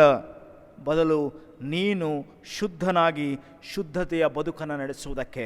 ಇಸ್ರಾಯೇಲರಿಗೆ ಈ ಕಾನಾನ್ಯರ ಮಧ್ಯದಲ್ಲಿ, ಆ ಕಾನಾನ್ಯರ 7 ಜನಾಂಗಗಳ ಮಧ್ಯದಲ್ಲಿ 7 ಇತ್ತಿಯರು, ಗಿರ್ಗಾಷಿಯರು, ಅಮೋರಿಯರು, ಕಾನಾನ್ಯರು, ಪೆರಿಜ್ಯರು, ಹಿವ್ವಿಯರು, ಎಬೂಸಿಯರು, ಈ 7 ಜನಾಂಗಗಳ ಮಧ್ಯದಲ್ಲಿ ನೀನು ಯಾವ ರೀತಿಯಲ್ಲಿ ನೀನು ಪರಿಶುದ್ಧವಾದಂತಹ ಜೀವನವನ್ನು ನಡೆಸ್ತಾ ಇದ್ದೀಯಾ? ಹಾಗಾದರೆ ನನ್ನ ಪ್ರೀತಿಯ ಸಹೋದರ ಸಹೋದರಿಯರೇ, ಇವತ್ತು ನಾವು ಸಹ ಬೇರೆ ಬೇರೆಯ ಸಂಸ್ಕೃತಿ, ಬೇರೆ ಬೇರೆಯ ಭಾಷೆ, ಬೇರೆ ಬೇರೆಯ ಧರ್ಮಗಳ ಮಧ್ಯದಲ್ಲಿ ಜೀವಿಸುವಂಥ ನಾವು ಯಾಕೆ ನಾವು ಪರಿಶುದ್ಧರಾಗಿ ಜೀವಿಸಬೇಕು ಅಂತ ಹೇಳಿದ್ರೆ, ದೇವರು ನಮ್ಮನ್ನು ತನ್ನ ಜನಾಂಗವನ್ನಾಗಿ ಆರಿಸಿಕೊಂಡಿದ್ದಾನೆ, ತನ್ನ ಮೀಸಲಾದಂಥ ಜನಾಂಗವಾಗಿ ನಮ್ಮನ್ನು ಪ್ರೀತಿಸಿದ್ದಾನೆ. ಹಾಗಾದರೆ 2ನೆಯ ವಾಕ್ಯ ಸಂದೇಶ, ನಾನು ಯಾಕೆ ಪರಿಶುದ್ಧನಾಗಿ ಜೀವಿಸಬೇಕೆನ್ನುವಂಥದ್ದು ಮೊದಲನೇದಾಗಿ. 2ನೇದಾಗಿ, ಪರಿಶುದ್ಧವಾದಂತಹ ಜೀವನವನ್ನು ನಡೆಸೋದು ಹೇಗೆ? ಪರಿಶುದ್ಧವಾದಂಥ ಜೀವನವನ್ನು ಯಾವ ರೀತಿಯಲ್ಲಿ ನಾನು ನಡೆಸಬೇಕು, ಯಾಕೆ ಪರಿಶುದ್ಧನಾಗಿ ನಾನು ಜೀವಿಸಬೇಕು ಅನ್ನುವಂಥದ್ದು ಒಂದು. 2ನೇದಾಗಿ, ನಾನು ಪರಿಶುದ್ಧನಾಗಿ ಯಾಕೆ ಜೀವಿಸಬೇಕು ಅಥವಾ ಪರಿಶುದ್ಧವಾದ ಜೀವನವನ್ನು ಹೇಗೆ ಜೀವಿಸುವಂಥದ್ದು. ಪೌಲನು ಎಫೆಸದವರಿಗೆ ಬರೆದ ಪತ್ರಿಕೆ 5ನೇ ಅಧ್ಯಾಯ 18ನೇ ವಚನದಿಂದ 20ನೇ ವಚನದ ತನಕ. ಎಫೆಸ ಪತ್ರಿಕೆಯಲ್ಲಿ ಪೌಲನು 4ನೇ ಅಧ್ಯಾಯದಿಂದ ಬರುವಾಗ ಆ ಸಭೆಯ ಕುರಿತಾಗಿ ಅಥವಾ ಸಭೆಯ ಜೀವನದ ಕುರಿತಾಗಿ ಮತ್ತು ಪ್ರತಿಯೊಬ್ಬ ವ್ಯಕ್ತಿ ಯಾವ ರೀತಿಯಲ್ಲಿ ತನ್ನ ಜೀವಿತಗಳನ್ನು ಇಟ್ಟುಕೊಳ್ಳಬೇಕು ಎನ್ನುವಂಥದ್ದನ್ನು, ಯೋಗ್ಯರಾಗಿ ಯಾವ ರೀತಿಯಲ್ಲಿ ನಾನು ಜೀವಿಸಬೇಕು ಎನ್ನುವಂಥದ್ದನ್ನು ಇಡೀ 4ನೇ ಅಧ್ಯಾಯ, 5ನೇ ಅಧ್ಯಾಯ, 6ನೇ ಅಧ್ಯಾಯದ ತನಕ ಆತನು ಬರೀತಾ ಹೋಗ್ತಾನೆ. ಹಾಗಾದರೆ ನಾನು ಪರಿಶುದ್ಧನಾಗಿ ಯಾಕೆ ಇರಬೇಕು ಎನ್ನುವಂಥದ್ದು ಒಂದು ಮಾತು, ಅಥವಾ ಪರಿಶುದ್ಧ ಜೀವನವನ್ನು ಯಾವ ರೀತಿಯಲ್ಲಿ ನಾನು ನಡೆಸಬೇಕು ಎನ್ನುವಂಥದ್ದು 2ನೇ ಮಾತು. 18ನೇ ವಚನಕ್ಕೆ ಬರುವಾಗ ಆತನು ಹೇಳ್ತಾನೆ, ಮದ್ಯಪಾನ ಮಾಡಿ ಮತ್ತರಾಗಬೇಡ್ರಿ. ಹಾಗಾದರೆ ಪರಿಶುದ್ಧ ಜೀವಿತ ಆಗುವಾಗ ನಮ್ಮ ವ್ಯಕ್ತಿತ್ವಗಳನ್ನು ಹಾಳು ಮಾಡುವಂತಹ ವಿಷಯಗಳಿಂದ ನೀವು ದೂರ ಹೋಗಿ ಎನ್ನುವಂಥ ಮಾತುಗಳನ್ನು ಹೇಳ್ತಾನೆ. 5ನೇ ಅಧ್ಯಾಯದ 3ನೇ ವಚನ, ಅಲ್ಲಿ ಅನೇಕ ವಿಚಾರಗಳನ್ನು ಹೇಳ್ತಾನೆ. ಜಾರತ್ವ, ಬಂಡುತನ, ದ್ರವ್ಯಾಶೆ, ಹೊಲಸು ಮಾತು, ಹುಚ್ಚು ಮಾತು, ಕುಚೋದ್ಯ ಮಾತು, ಇವೆಲ್ಲ ನಾವು ಈ ಎಲ್ಲ ಒಂದು ಕಡೆ ಮಾತುಗಳು, ಇನ್ನೊಂದು ನಮ್ಮ ಜೀವಿತ, ಇದೆಲ್ಲವೂ ಸಹ ಬದಲಾದಾಗ ಮಾತ್ರ ನಾನು ಪರಿಶುದ್ಧನಾಗಿ ಜೀವಿಸುವುದಕ್ಕೆ ಸಾಧ್ಯ. ಪ್ರೀತಿಯ ಸಹೋದರ ಸಹೋದರಿಯರೇ, ಪೌಲ ಯಾಕೆ ಇದನ್ನು ಹೇಳ್ತಿದ್ದಾನೆ ಅಂತ ಹೇಳಿದ್ರೆ, ಆಗಿನ ಕ್ರೈಸ್ತ ಸಭೆಗಳಲ್ಲಿ ಕೇವಲ ಮಾತುಗಳಲ್ಲಿ ಅವರು ಪರಿಶುದ್ಧತೆಯನ್ನು ತೋರಿಸ್ತಾ ಇದ್ರು, ಅವರ ಜೀವಿತಗಳು ಪರಿಶುದ್ಧವಾಗಿರಲಿಲ್ಲ. ಇವತ್ತು ನಮ್ಮ ಕ್ರೈಸ್ತ ಸಭೆಗೆ ಇರುವಂಥ ದೊಡ್ಡದಂತೂ ಒಂದು ಶೋಧನೆ ಏನಂತ ಹೇಳಿದ್ರೆ, ಪ್ರತಿಯೊಬ್ಬ ವಿಶ್ವಾಸಿಗಳಿಗೆ ನಾವು ಮಾತಿನಲ್ಲಿ ಪರಿಶುದ್ಧರಾಗಿದ್ದೇವೆ. We are holy in our words. ನಮ್ಮ ಮಾತುಗಳಲ್ಲಿ ನಾವು ಪರಿಶುದ್ಧ, ಆದರೆ ನಮ್ಮ ನಡತೆಗಳಲ್ಲಿ ನಾವು ಅಪರಿಶುದ್ಧ. ಅದನ್ನು ವಿವರಿಸಿ ಹೇಳ್ತಾ ಇದ್ದಾನೆ. ನಿಮ್ಮ ಮದ್ಯಪಾನ ಮಾಡಿ ಮತ್ತರಾಗಬೇಡ್ರಿ, ಅಲ್ಲಿಂದ ಪ್ರಾರಂಭಿಸ್ತಾನೆ. ಅದರಿಂದ ಪಟಿಂಗತನ ಹುಟ್ಟುತ್ತದೆ, ಆದರೆ ಆತ್ಮಭರಿತವಾಗಿರಿ. ಆತ್ಮಭರಿತವಾದಂತಹ, ಆತ್ಮ ಸಂಬಂಧವಾದಂತಹ ಪದಗಳಿಂದ ಒಬ್ಬರನ್ನೊಬ್ಬರು ಮಾತನಾಡಿರಿ. ಪ್ರೀತಿಯ ಸಹೋದರ ಸಹೋದರಿಯರೇ, ಇವತ್ತು ನಾವು ಪರಿಶುದ್ಧವಾಗಿ ದೇವರ ವಾಕ್ಯವನ್ನು ಬೋಧಿಸಬಹುದು, ಪರಿಶುದ್ಧವಾದಂಥ ರೀತಿಯಲ್ಲಿ ನಾವು ಪ್ರಾರ್ಥನೆಯನ್ನು ಮಾಡಬಹುದು, ಪರಿಶುದ್ಧವಾದಂಥ ರೀತಿಯಲ್ಲಿ ನಾವು ದೇವರ ವಾಕ್ಯವನ್ನು ಧ್ಯಾನಿಸಬಹುದು. ಆದರೆ ನಮ್ಮ ನಿಜವಾದಂತಹ ನಡತೆಗಳು ಅದು ಸರಿ ಇಲ್ಲ ಎನ್ನುವಂಥ ಮಾತುಗಳನ್ನು ಹೇಳ್ತಾನೆ. ಯಾಕೆ ಅಂತ ಹೇಳುವಾಗ ಇದೇ 5ನೇ ಅಧ್ಯಾಯದ 8ನೇ ವಚನ ಹೇಳ್ತಾನೆ, ನೀವು ಕತ್ತಲಲ್ಲಿದ್ದೀರಿ, ನೀವು ಬೆಳಕಿನಂತೆ ನಡೆದುಕೊಳ್ಳ್ರಿ. ಅಥವಾ ನಿದ್ರೆ ಮಾಡುವವನೇ ಎಚ್ಚರವಾಗು, ಸತ್ತವರನ್ನು ಬಿಟ್ಟು ಹೇಳು. ಈ ಎಲ್ಲ ಮಾತುಗಳನ್ನು ಆತನು ಹೇಳುವಾಗ ಇನ್ನೊಂದು ಮಾತುಗಳನ್ನು ಹೇಳ್ತಾನೆ.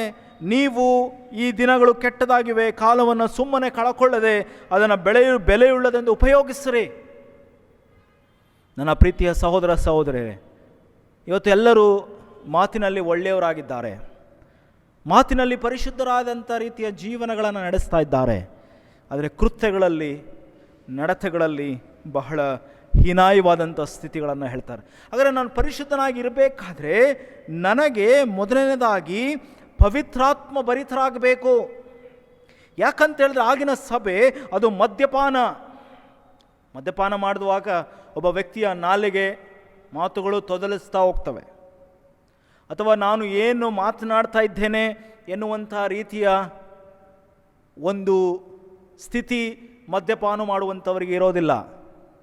ಆಲ್ಕೋಹಾಲ್ ಅವರ ದೇಹವನ್ನು ಕಂಪ್ಲೀಟಾಗಿ ಕಂಟ್ರೋಲ್ಗೆ ತಗೊಂಡಿರ್ತದೆ. ಆ ರೀತಿಯಾದಂತಹ ಬದುಕನ್ನು ಕ್ರೈಸ್ತ ಸಭೆ ಮಾಡ್ತಾ ಇದೆ.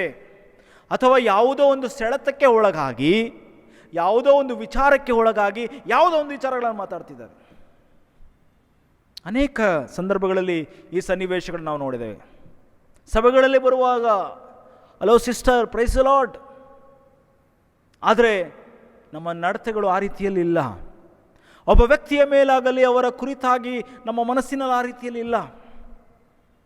ನಾವು ಮಾತಿನ ಕ್ರೈಸ್ತರಾಗ್ತಾ ಇದ್ದೇವೆ, ಅಥವಾ ಮಾತಿನ ಪರಿಶುದ್ಧದ ಉಳ್ಳ ಕ್ರೈಸ್ತರಾಗಿರ್ತೇವೆ, ಅಥವಾ ಸಭೆಗೆ ಒಳಗೆ ಬರುವಾಗ ಬಹಳ ಚಂದವಾದಂಥ ರೀತಿಯಲ್ಲಿ ನಾವು ಪರಿಶುದ್ಧರಾಗಿ ಇರುವುದಕ್ಕೆ, ಎಲ್ಲರ ಮಧ್ಯೆ ಪರಿಶುದ್ಧರಾಗಿ ಜೀವಿಸುವುದಕ್ಕೆ ಪ್ರಯತ್ನ ಮಾಡ್ತಾ ಇದ್ದೇವೆ. ಪೌಲನು ಹೇಳ್ತಾ ಇದ್ದಾನೆ, ಮದ್ಯಪಾನ ಮಾಡಿ ಮತ್ತರಾಗಬೇಡ್ರಿ, ಅದರಿಂದ ಪಟಿಂಗತನ ಹುಟ್ಟುತ್ತದೆ. ಪಟಿಂಗತನ ಎಂಬುದಾಗಿ ಹೇಳುವಾಗ ನಮಗೆ ಅಭ್ಯಾಸ ಆಗಿಬಿಟ್ಟಿರ್ತದೆ. ಯಾವ ಸಂದರ್ಭಕ್ಕೆ ಯಾವ ರೀತಿಯಲ್ಲಿ ಮಾತನಾಡಬೇಕು, ಯಾವ ಸಂದರ್ಭಗಳಲ್ಲಿ ಯಾವ ರೀತಿಯಲ್ಲಿ ಮಾತನಾಡಬೇಕು, ಚರ್ಚ್ಗೆ ಬಂದಾಗ ಯಾವ ರೀತಿಯಲ್ಲಿ ನಾನು ಮಾತಾಡಬೇಕು, ಅಥವಾ ಸಭೆಯ ಪಾಸ್ಟರೊಟ್ಟಿಗೆ ನಾನು ಯಾವ ರೀತಿಯಲ್ಲಿ ಮಾತನಾಡಬೇಕು, ಸಭೆಯ ಹಿರಿಯರೊಟ್ಟಿಗೆ ನಾನು ಯಾವ ರೀತಿಯಲ್ಲಿ ಮಾತನಾಡಬೇಕು, ನಾನು ಹೊರಗೆ ಹೋದಾಗ ಯಾವ ರೀತಿಯಲ್ಲಿ ಮಾತನಾಡಬೇಕು, ನಮಗೆ ಅದು ಅಭ್ಯಾಸ ಆಗಿದೆ. ಆ ರೀತಿಯಾದಂತಹ ಜೀವನ ಬೇಡ, ಅದು ಪರಿಶುದ್ಧವಾದಂಥ ಬದುಕಲ್ಲ ಎನ್ನುವಂಥ ಮಾತುಗಳನ್ನು ಹೇಳ್ತಾನೆ. ಹಾಗಾದರೆ ಪರಿಶುದ್ಧವಾದಂಥ ಜೀವನ ಹೇಗೆ ನಾನು ಜೀವಿಸಬೇಕು ಅಂತ ಹೇಳಿದ್ರೆ, ಒಂದೊಂದಾಗಿ ಹೇಳ್ತಾನೆ, ಪವಿತ್ರಾತ್ಮ ಭರಿತರಾಗಿ ಮಾತನಾಡಿ. ಯಾವಾಗ ಪವಿತ್ರಾತ್ಮನ ಭರಿತರಾಗಿ ಮಾತನಾಡ್ತೀರಾ, ನೀವು ಅಲ್ಲಿ ನಾಟಕ ಮಾಡುವುದಕ್ಕೆ ಸಾಧ್ಯ ಇಲ್ಲ. ಅಥವಾ ಯಾವಾಗ ನೀವು ಪವಿತ್ರಾತ್ಮ ಭರಿತರಾಗಿ ಜೀವಿಸ್ತೀರಾ, ಪರಿಶುದ್ಧವಾದಂಥದ್ದು ಜೀವನ. ನಮ್ಮ ಹೊರಗೊಂದು ಒಳಗೊಂದು ನಮ್ಮ ಜೀವನ ಇಲ್ಲ. ಇವತ್ತು ಎಲ್ಲರ ಜೀವನದಲ್ಲಿ ಯಾವಾಗಲೂ ಎರಡೆರಡು ಶೋ ಇದೆ, ಒಳಗೊಂದು ಶೋ, ಹೊರಗೊಂದು ಶೋ. ನಮ್ಮೆಲ್ಲರ ಜೀವನದಲ್ಲಿದೆ. ನಾವೆಲ್ಲರೂ ಒಂದು ರೀತಿಯಲ್ಲಿ ಒಳಗೆ ಒಬ್ಬ ವ್ಯಕ್ತಿ ಇದ್ದಾನೆ, ಹೊರಗೆ ಒಬ್ಬ ವ್ಯಕ್ತಿ ಇದ್ದಾನೆ. ಆ ಎರಡು ವ್ಯಕ್ತಿಗಳ ಮಧ್ಯದಲ್ಲಿ ನಾವು ನಮ್ಮ ಜೀವನವನ್ನು ನಡೆಸಿಕೊಂಡು ಬರ್ತಾ ಇದ್ದೇವೆ. ಹಾಗಾದರೆ ನೀವು ಅಲ್ಲಿನ ಎಫೆಸ ಸಭೆಯವರಿಗೆ ಹೇಳ್ತಿದ್ದಾನೆ, ನೀವು ಪವಿತ್ರಾತ್ಮ ಭರಿತರಾಗಿರಿ ಮತ್ತು ಆತ್ಮ ಸಂಬಂಧವಾದ ಪದಗಳಿಂದ ಒಬ್ಬರಿಗೊಬ್ಬರು ಮಾತನಾಡಿಕೊಳ್ಳ್ರಿ ಮತ್ತು ನಿಮ್ಮ ಹೃದಯಗಳಲ್ಲಿ ಕರ್ತನಿಗೆ ಗಾನ ಮಾಡಿರಿ. ಕೀರ್ತನೆ ಆಡುತ್ತಾ ಯಾವಾಗಲೂ ಎಲ್ಲ ಕಾರ್ಯಗಳಲ್ಲಿ ನಮ್ಮ ಕರ್ತನಾದ ಯೇಸು ಕ್ರಿಸ್ತನಾದ ತಂದೆಯಾದ ದೇವರಿಗೆ ಸ್ತೋತ್ರ ಮಾಡಿರಿ. ಹಾಗಾದರೆ ಪರಿಶುದ್ಧ ಜೀವನ ಅಂತ ಹೇಳಿದ್ರೆ ಇಟ್ ಈಸ್ ಅನ್ ವರ್ಷಿಪ್. ನಾವು ಪರಿಶುದ್ಧ ಮಹೋನ್ನತ ದೇವ ಅಂತ ಹಾಡ್ತೇವೆ, ಆದರೆ ಅದು ಮಾತಲ್ಲಿ ಮಾತ್ರ, ಮನಸ್ಸೊಳಗಿಲ್ಲ. ಶನಿವಾರ ರಾತ್ರಿ ಎಲ್ಲ ಚೆನ್ನಾಗಿ ಗುಂಡಾಕೊಂಡು ಬಂದ್ಬಿಟ್ಟು ಪರಿಶುದ್ಧ ಮಹೋನ್ನತ ದೇವ ಅಂತ ಹೇಳಿದ್ರೆ ಭಾನುವಾರ ಪ್ರಯೋಜನ ಇಲ್ಲ. ನನ್ನ ಪ್ರೀತಿಯ ಸಹೋದರ ಸಹೋದರಿಯರೇ, ಹಾಗಾದರೆ ಪೌಲ ಇದನ್ನು ಸುಂದರವಾಗಿ ಹೇಳ್ತಿದ್ದಾನೆ. ಯಾಕಂದರೆ ಅಲ್ಲಿ ಎಫೆಸ ಸಭೆಯಲ್ಲಿ ಹಾಡ್ತಾ ಇದ್ರು. ಎಫೆಸ ಸಭೆಗಳಲ್ಲಿ ನಾನಾ ವರಗಳಿತ್ತು. 4ನೇ ಅಧ್ಯಾಯ, ನಾನಾ ವರಗಳಿತ್ತು ಅವರಿಗೆ. ಬೇರೆ ಬೇರೆ ರೀತಿಯಲ್ಲಿ ಅವರು ದೇವರ ಸೇವೆಯಲ್ಲಿ ತಮ್ಮನ್ನು ತಾವು ತೊಡಗಿಸಿಕೊಂಡಿದ್ರು. ಆದರೆ ಅದೆಲ್ಲವೂ ಸಹ ನಿಜವಾದಂತಹ ಪರಿಶುದ್ಧ ಜೀವನ ಅಲ್ಲ ಎನ್ನುವಂಥದ್ದನ್ನು ಅವರಿಗೆ ಹೇಳ್ತಿದ್ದಾನೆ. ನೀವು ಪವಿತ್ರಾತ್ಮ ಭರಿತರಾಗಿರ್ರಿ ಮತ್ತು ಆತ್ಮ ಸಂಬಂಧವಾದಂತಹ ಪದಗಳಿಂದ ಒಬ್ಬರನ್ನೊಬ್ಬರು ಮಾತಾಡಿಕೊಳ್ಳ್ರಿ. ಈಗ ನಾವು ಚರ್ಚಿಗೆ ಬಂದಾಗ ಯಾವುದನ್ನು ಮಾತಾಡ್ತೇವೆ, ಅಥವಾ ಚರ್ಚಿನ ಬಂದಾಗ ಯಾವ ವಿಷಯಗಳಿಗೆ ಚರ್ಚೆ ಮಾಡ್ತೇವೆ? ಮೋಸ್ಟ್ ಆಫ್ ದ ಟೈಮ್ ನಾವು ಚರ್ಚಿಗೆ ಬಂದಾಗ we talk only unwanted things,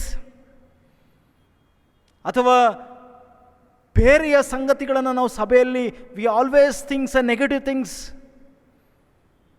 ಯಾರಾದರೂ ಆರಾಧನೆ ಚೆನ್ನಾಗಿತ್ತು, ಎಲ್ಲ ಚೆನ್ನಾಗಿತ್ತು, ಅದು ಸ್ವಲ್ಪ ಇದು ಚೆನ್ನಾಗಿ ಸರಿ ಇದ್ದರೆ ಸ್ವಲ್ಪ ಚೆನ್ನಾಗಿತ್ತು, ಅಥವಾ ಕಾರ್ಯಕ್ರಮಗಳೆಲ್ಲೋ ಚೆನ್ನಾಗಿತ್ತು, ಎಲ್ಲೋ ಚೆನ್ನಾಗಿತ್ತು, ಆದರೆ ಸ್ವಲ್ಪ ಇದೇನೋ ಮಾಡಬೇಕಾಗಿತ್ತು.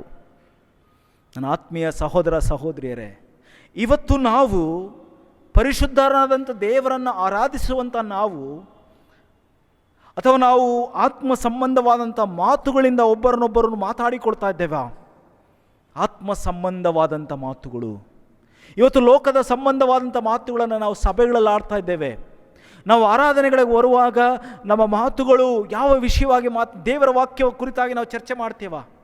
ಆರಾಧನೆ ಮುಕ್ತಾಯದ ನಂತರ ದೇವರ ವಾಕ್ಯ ಹೀಗೆ ಮಾತಾಡ್ತದೆ ಸಿಸ್ಟರ್, ದೇವರ ವಾಕ್ಯ ಹೀಗೆ ಮಾತಾಡ್ತದೆ, ಈ ವಾಕ್ಯವನ್ನು ನೀವು ಓದ್ತಿದ್ದೀರಾ, ಆ ವಾಕ್ಯವನ್ನು ನೀವು ಅಧ್ಯಯನ ಮಾಡ್ತಿದ್ದೀರಾ, ಯಾವ ವಾಕ್ಯವನ್ನು ಅಧ್ಯಯನ ಮಾಡ್ತಿದ್ದೀರಿ? ಒಬ್ಬರ ಬಾಯಲ್ಲಿ ನಾನು ಕೇಳಿಸ್ಕೊಂಡಿಲ್ಲ. ಆರಾಧನೆ ಮುಗಿದ ಮೇಲೆ ಯಾವ ಸಂಗತಿಗಳಂದರೆ, ಕಾರ್ ತಗೊಂಡ್ರ, ಮನೆ ತಗೊಂಡ್ರ, ಆ ಕೆಲಸ ಆಯ್ತಾ, ಈ ಕೆಲಸ ಆಯ್ತಾ, ಚರ್ಚಲ್ಲಿ ಹೀಗಾಗ್ತಿದೆ ಅಂತೆ, ಆಗಾಯ್ತಂತೆ, ಹೀಗಾಯ್ತಂತೆ ಎನ್ನುವಂಥ ಮಾತುಗಳನ್ನೇ ನಾವು ಸುತ್ತಮುತ್ತ ಓಡಾಡುವಾಗ ಕೇಳಿಸಿಕೊಳ್ಳುವಂಥದ್ದು. ಹಾಗಾದರೆ ಆತ್ಮ ಸಂಬಂಧವಾದಂತಹ ಪದಗಳಿಂದ ಒಬ್ಬರನ್ನೊಬ್ಬರು ಮಾತಾಡಿಕೊಳ್ಳಬೇಕಾಗಿದೆ. ಆಗ ಅದು ಪರಿಶುದ್ಧವಾದಂತಹ ಬದುಕನ್ನು ನಡೆಸುವುದಕ್ಕೆ ಸಾಧ್ಯ. ನನ್ನ ಪ್ರೀತಿಯ ಸಹೋದರ ಸಹೋದರಿ, ಆಂತರಿಕ ಶುದ್ಧತೆ ಮತ್ತು ಬಾಹ್ಯ ಶುದ್ಧತೆಯ ಬಗ್ಗೆ ಪೌಲ ಇಲ್ಲಿ ಹೇಳ್ತಿದ್ದಾನೆ.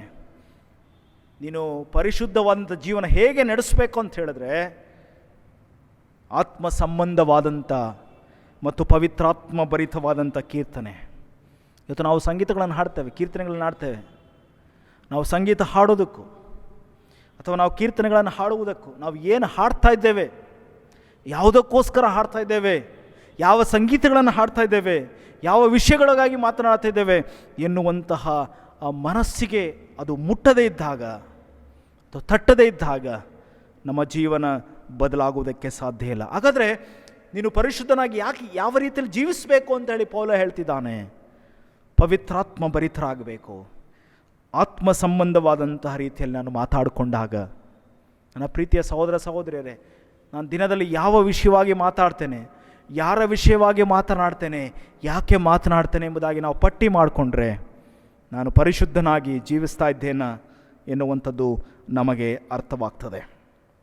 ಇನ್ನು ಕೊನೆಯದಾಗಿ ಯೇಸು ಸ್ವಾಮಿ ತನ್ನ ಶಿಷ್ಯರಿಗೆ ಮಾಡಿದಂತಹ ಮಹಾಯಾಜಕನ ಪ್ರಾರ್ಥನೆ, 17ನೇ ಅಧ್ಯಾಯ ಯೋಹಾನನ ಸುವಾರ್ತೆ. ಯೇಸು ಸ್ವಾಮಿ ತನ್ನ ಶಿಷ್ಯರಿಗೋಸ್ಕರ ಮಾಡಿದಂಥ ಪ್ರಾರ್ಥನೆ. ಆಕಾಶದ ಕಡೆಗೆ ಕಣ್ಣೆತ್ತಿ ನೋಡಿ, ಸ್ವಾಮಿ ತನ್ನ ಇಹಲೋಕದ ಪ್ರಯಾಣವನ್ನು ಮುಗಿಸುವ ಕೊನೆ ಹಂತದಲ್ಲಿ ಪ್ರಾರ್ಥನೆ ಮೂಲಕ ಪ್ರಾರಂಭಿಸಿದಂಥ ದೇವರು ಪ್ರಾರ್ಥನೆ ಮೂಲಕ ಮುಕ್ತಾಯಗೊಳಿಸುವಂಥ ಸಂದರ್ಭದಲ್ಲಿ ತನ್ನ ಶಿಷ್ಯರಿಗೋಸ್ಕರ ಪ್ರಾರ್ಥಿಸುವಾಗ 13ನೇ ವಚನದಲ್ಲಿ ಸ್ವಾಮಿ ಹೇಳುವಂಥ ಮಾತು ಏನಂತ ಹೇಳಿದ್ರೆ, ನಾನು ನಿನ್ನ ವಾಕ್ಯವನ್ನು ಇವರಿಗೆ ಕೊಟ್ಟಿದ್ದೇನೆ. ಹಾಗಾದರೆ ಪರಿಶುದ್ಧವಾಗಿ ಜೀವಿಸುವುದಕ್ಕೆ ಎಲ್ಲಿ ನಮಗೆ ಸ್ಥಳಾವಕಾಶ ಇದೆ ಅಂತ ಹೇಳಿದ್ರೆ, ದೇವರ ವಾಕ್ಯ ನಮಗೆ ಕೊಡಲ್ಪಟ್ಟಿದೆ. ಅದು ಮಾತ್ರ ಅಲ್ಲದೆ ಆತನು ಹೇಳ್ತಾನೆ, ನಾನು ಇವರನ್ನು ಕೆಡುಕಿನಿಂದ ತಪ್ಪಿಸಿ ಕಾಪಾಡಬೇಕೆಂಬುದಾಗಿ ಬೇಡಿಕೊಳ್ತಾನೆ. ಹಾಗಾದರೆ ನನ್ನ ಪರಿಶುದ್ಧತೆಯನ್ನು ಯಾರು ಕೆಡಿಸುವುದಕ್ಕೆ ಸಾಧ್ಯ? ಅನೇಕರು ಆಲೋಚನೆ ಮಾಡ್ತೇವೆ, ನಾನು ಪರಿಶುದ್ಧನಾಗಿರಬೇಕು ಅಥವಾ ಒಳ್ಳೆಯವನಾಗಿರಬೇಕು ಅಂತ ಪ್ರಯತ್ನ ಮಾಡ್ತೇನೆ. ಆದರೆ ಹೊರಗೆ ಹೋಗುವಾಗ ಇಹಲೋಕದ ಎಲ್ಲ ವಿಷಯಗಳು ನಮ್ಮನ್ನು ಕೆಡುಕಿನ ದಾರಿಗೆ ನಡೆಸ್ತದೆ ಅಥವಾ ನನ್ನ ಆಲೋಚನೆಗಳನ್ನು ಬದಲಾಯಿಸ್ತದೆ. ನಾನು ಸಭೆಯಲ್ಲಿರುವಾಗ ದೇವರ ವಾಕ್ಯ ಓದುವಾಗ ನಾನು ನಿರ್ಧಾರವನ್ನು ತೆಗೆದುಕೊಳ್ತೇನೆ.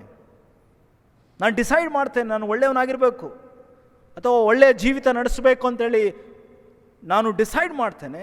ಆದರೆ ಹೊರಗೆ ಹೋಗುವಾಗ ಆ ಡಿಸಿಷನ್ನಲ್ಲಿ ನಾನು ಬಿದ್ದು ಹೋಗ್ತೇನೆ ಎಂಬುದಾಗಿ ನಾವು ಅನೇಕ ಸಾರಿ ನಮ್ಮ ಮನಸ್ಸಿಗೆ ಅನ್ನಿಸಿರ್ತದೆ. ಸ್ವಾಮಿ ಹೇಳ್ತಾರೆ, ನಾನು ಇವರಿಗೆ ನಿನ್ನ ವಾಕ್ಯವನ್ನು ಕೊಟ್ಟಿದ್ದೇನೆ, ಅದು ಮಾತ್ರ ಅಲ್ಲದೆ ಇವರನ್ನು ಕೆಡುಕಿನಿಂದ ತಪ್ಪಿಸಿ ಕಾಪಾಡಬೇಕೆಂದು ಕೇಳಿಕೊಳ್ತೇನೆ. ಹಾಗಾದರೆ ನನ್ನ ಪ್ರೀತಿಯ ಸಹೋದರ ಸಹೋದರಿಯರೇ, ನಾವು ಪರಿಶುದ್ಧರಾಗಿ ಜೀವಿಸಬೇಕಾದರೆ ದೇವರ ವಾಕ್ಯ ನಮಗೆ ಸಹಾಯ ಮಾಡ್ತದೆ. ಎರಡನೇದಾಗಿ ಆತನು ಹೇಳ್ತಾನೆ, ಇವರನ್ನು ಸತ್ಯದಲ್ಲಿ ಸೇರಿಸಿ ಪ್ರತಿಷ್ಠೆ ಮಾಡು, ನಿನ್ನ ವಾಕ್ಯವೇ ಸತ್ಯವು, ನೀನು ನನ್ನ ಲೋಕಕ್ಕೆ ಕಳಿಸಿಕೊಟ್ಟಂತೆ ನಾನು ಇವರನ್ನು ಲೋಕಕ್ಕೆ ಕಳಿಸಿಕೊಟ್ಟಿದ್ದೇನೆ. ಇವರು ನಿಜವಾಗಿ ಪ್ರತಿಷ್ಠಿತರಾಗಬೇಕೆಂದು ಇವರಿಗೋಸ್ಕರ ನಾನು ನನ್ನನ್ನು ಪ್ರತಿಷ್ಠೆ ಮಾಡಿಕೊಂಡಿದ್ದೇನೆ. ಹಾಗಾದರೆ ಸ್ವಾಮಿ ಸಹ ಒಂದು ಒಳ್ಳೆಯ ಪರಿಶುದ್ಧವಾದಂಥ ಜೀವನವನ್ನು ನಡೆಸಿ ಹೋಗಿದ್ದಾರೆ. ಇವತ್ತು ಸ್ವಾಮಿ ಸಹ ಪರಿಶುದ್ಧವಾದಂಥ ಜೀವನವನ್ನು ನಡೆಸಿ ಹೋಗಿದ್ದಾರೆ. ಆದರೆ ಸ್ವಾಮಿ ತನ್ನನ್ನು ತಾನು ತಗ್ಗಿಸಿಕೊಳ್ತಾರೆ. ಆ ನಿತ್ಯ ಜೀವದ ವಿಷಯವಾಗಿ ಆ ಯವನಸ್ಥ ಬಂದು ಸ್ವಾಮಿಯ ಬಳಿಯಲ್ಲಿ ಕೇಳ್ತಾನೆ, ಒಳ್ಳೆಯ ಬೋಧಕನೇ ಎಂಬುದಾಗಿ ಹೇಳುವಾಗ ಸ್ವಾಮಿ ಹೇಳ್ತಾರೆ, ನನ್ನನ್ನು ಯಾಕೆ ಒಳ್ಳೆಯವನು ಎಂಬುದಾಗಿ ಕರೀತಿ? ದೇವರೊಬ್ಬನೇ ಹೊರತು ಮತ್ತಾರು ಒಳ್ಳೆಯವನಲ್ಲ. ಸ್ವಾಮಿ ಆ ರೀತಿಯಲ್ಲಿ ತನ್ನನ್ನು ತಗ್ಗಿಸಿಕೊಂಡು 3.5 ವರ್ಷಗಳ ಕಾಲ 33.5 ವರ್ಷಗಳ ಕಾಲ ಒಳ್ಳೆಯ ಪರಿಶುದ್ಧವಾದಂಥ ಜೀವನವನ್ನು ನಡೆಸಿದಂಥ ಸ್ವಾಮಿ 3 ವಿಷಯದಲ್ಲಿ ಸ್ವಾಮಿ ಪರಿಶುದ್ಧವಾಗಿ ಜೀವನವನ್ನು ನಡೆಸುವುದಕ್ಕೆ ಸಾಧ್ಯ ಆಯಿತು. ಒಂದನೇದಾಗಿ ದೇವರ ವಾಕ್ಯ. ಸ್ವಾಮಿ ದೇವರ ವಾಕ್ಯದ ಪ್ರಕಾರ ಜೀವಿಸಿದರು. ಎರಡನೇದಾಗಿ ಸ್ವಾಮಿ ಯಾವತ್ತೂ ಕೆಡುಕಿಗೆ ಸೋತು ಹೋಗಲಿಲ್ಲ, ಬದಲು ಕೆಡುಕನ್ನು ಎದುರಿಸಿದರು. ಮೂರನೇದಾಗಿ ಸ್ವಾಮಿ ಯಾವಾಗಲೂ ಸತ್ಯದಲ್ಲಿ ಜೀವಿಸಿದರು. ನಾಲ್ಕನೇದಾಗಿ ತನ್ನನ್ನು ತಾನು ಪ್ರತಿಷ್ಠೆ ಮಾಡಿಕೊಂಡರು. ಹಾಗಾದರೆ ಪರಿಶುದ್ಧರಾಗಿ ಜೀವಿಸಿ ಎಂಬುದಾಗಿ ಹೇಳುವಾಗ ನನ್ನನ್ನು ನಾನು ಪ್ರತಿಷ್ಠೆ ಮಾಡಿಕೊಳ್ಬೇಕು. ಡೆಡಿಕೇಟ್ ಮಾಡಿಕೊಳ್ಳುವಾಗ ಮಾತ್ರ ನನ್ನ ಜೀವನ ಪರಿಶುದ್ಧವಾಗುವುದಕ್ಕೆ ಸಾಧ್ಯ. ಯಾವಾಗ ನಾವು ಡೆಡಿಕೇಟ್ ಮಾಡಿಕೊಳ್ತೇವೆ, ದೇವರ ವಾಕ್ಯ ಮೊದಲನೇದಾಗಿ ನಮ್ಮಲ್ಲಿ ಕಾರ್ಯ ಮಾಡ್ತದೆ. ಎರಡನೇದಾಗಿ ದೇವರ ಸಹಾಯ, ಈ ಪ್ರಾರ್ಥನೆ, ಸ್ವಾಮಿ ಮಾಡಿದಂಥ ಪ್ರಾರ್ಥನೆ, ಕೆಡುಕಿನಿಂದ ತಪ್ಪಿಸಿ ಕಾಪಾಡಬೇಕು ಎನ್ನುವಂಥ ಪ್ರಾರ್ಥನೆ. ಇನ್ನು ಮೂರನೇದಾಗಿ ಆ ಸತ್ಯದಲ್ಲಿ ಸೇರಿಸುವಂಥ ಒಂದು ಪ್ರಾರ್ಥನೆ. ಮತ್ತು ಯಾವಾಗಲೂ ನಮ್ಮನ್ನು ನಾವು ಪ್ರತಿಷ್ಠೆ ಮಾಡಿಕೊಳ್ಳಬೇಕು, ಡೆಡಿಕೇಟ್. ಹಾಗಾದರೆ ನಾವು ಇವತ್ತು ಲೋಕದಲ್ಲಿ ಜೀವಿಸುವಾಗ ಯಾವುದೋ ಒಂದು ಗೋಲು, ಒಂದು ಉದ್ದೇಶದಿಂದ ನಮ್ಮ ಜೀವನವನ್ನು ನಾವು ನಡೆಸ್ಕೊಂಡು ಹೋಗ್ತಿದ್ದೇವೆ. ನಾವಿರುವಂಥ ಜೀವನಕ್ಕೆ ಒಂದು ಅರ್ಥ ಇದೆ, ಒಂದು ಗೋಲ್ ಇದೆ. ಹಾಗೆ ದೇವರು ನಾವು ಪರಿಶುದ್ಧರಾಗಿ ಜೀವಿಸಬೇಕಂದ್ರೆ ನಮ್ಮನ್ನು ನಾವು ಪ್ರತಿಷ್ಠೆ ಮಾಡಿಕೊಳ್ಬೇಕು. ಯೇಸು ಸ್ವಾಮಿಯವರು ವಾಕ್ಯ ಹೇಳ್ತದೆ, ನಾನು ನನ್ನನ್ನು ಪ್ರತಿಷ್ಠೆ ಮಾಡಿಕೊಂಡಿದ್ದೇನೆ, ಹಾಗೆ ಇವರು ಸಹ ನಿಜವಾಗಿ ಪ್ರತಿಷ್ಠಿತರಾಗಬೇಕು, ಡೆಡಿಕೇಟ್ ಆಗಿರಬೇಕು. ಹಾಗಾದರೆ ನನ್ನ ಪ್ರೀತಿಯ ಸಹೋದರ ಸಹೋದರಿ, ದೇವರ ವಾಕ್ಯದ 3 ವಾಕ್ಯ ಭಾಗಗಳನ್ನು ನಾವು ನೋಡಿದ್ದೇವೆ. ನೀವು ಪರಿಶುದ್ಧರಾಗಿ ಜೀವಿಸಿ ಎನ್ನುವಂಥದ್ದು ಅದು ಒಂದು ಪ್ರಿವಿಲೇಜ್ ಅಲ್ಲ, ಬದಲು ಅದೊಂದು ಕಾರ್ಯ. ನಾನು ಪರಿಶುದ್ಧನಾಗಿದ್ದೇನೆ ಎನ್ನುವಂಥದ್ದು ಒಂದು ಹೆಮ್ಮೆ ಅಲ್ಲ, ಬದಲು ಅದು ನಿನ್ನ ಬದ್ಧತೆ, ನಿನ್ನ ಡೆಡಿಕೇಶನ್. ಯಾಕಂತ ಹೇಳಿದ್ರೆ ಧರ್ಮೋಪದೇಶ ಕಾಂಡ ಹೇಳ್ತದೆ, ದೇವರು ನಿನ್ನನ್ನು ಆರಿಸಿಕೊಂಡಿದ್ದಾನೆ, ಸ್ವಕೀಯ ಪ್ರಜೆಯನ್ನಾಗಿ ಮಾಡಿದ್ದಾನೆ, ಹಾಗಾಗಿ ನೀನು ಪರಿಶುದ್ಧನಾಗಿರಬೇಕು. ಎರಡನೇದಾಗಿ ಪರಿಶುದ್ಧ ಜೀವನ ಆತ್ಮಭರಿತವಾದಂಥದ್ದು ಮತ್ತು ಪವಿತ್ರಾತ್ಮಭರಿತವಾದಂತಹ ಜೀವಿತ. ಮೂರನೇದಾಗಿ ನಮ್ಮನ್ನು ನಾವು ಪ್ರತಿಷ್ಠೆ ಮಾಡಿಕೊಳ್ಬೇಕು, ಡೆಡಿಕೇಟ್ ಮಾಡಿಕೊಳ್ಬೇಕು. ಯಾವುದಕ್ಕೆ? ದೇವರ ವಾಕ್ಯಕ್ಕೆ ಮತ್ತು ಸತ್ಯಕ್ಕೆ ಮತ್ತು ಕೆಡುಕನ್ನು ಎದುರಿಸುವುದಕ್ಕೆ. ಆಗ ಮಾತ್ರ ನಾವು ಒಳ್ಳೆಯ ಪರಿಶುದ್ಧವಾದಂಥ ಬದುಕನ್ನು ಸಾಗಿಸುವುದಕ್ಕೆ ಸಾಧ್ಯ. ಹಾಗಾದರೆ ದೇವರು ನಮ್ಮನ್ನು ಕರೆದಿರುವಂಥದ್ದು ನೀವು ಪರಿಶುದ್ಧರಾಗಿ ಬದುಕಿರಿ ಎಂಬುದಾಗಿ.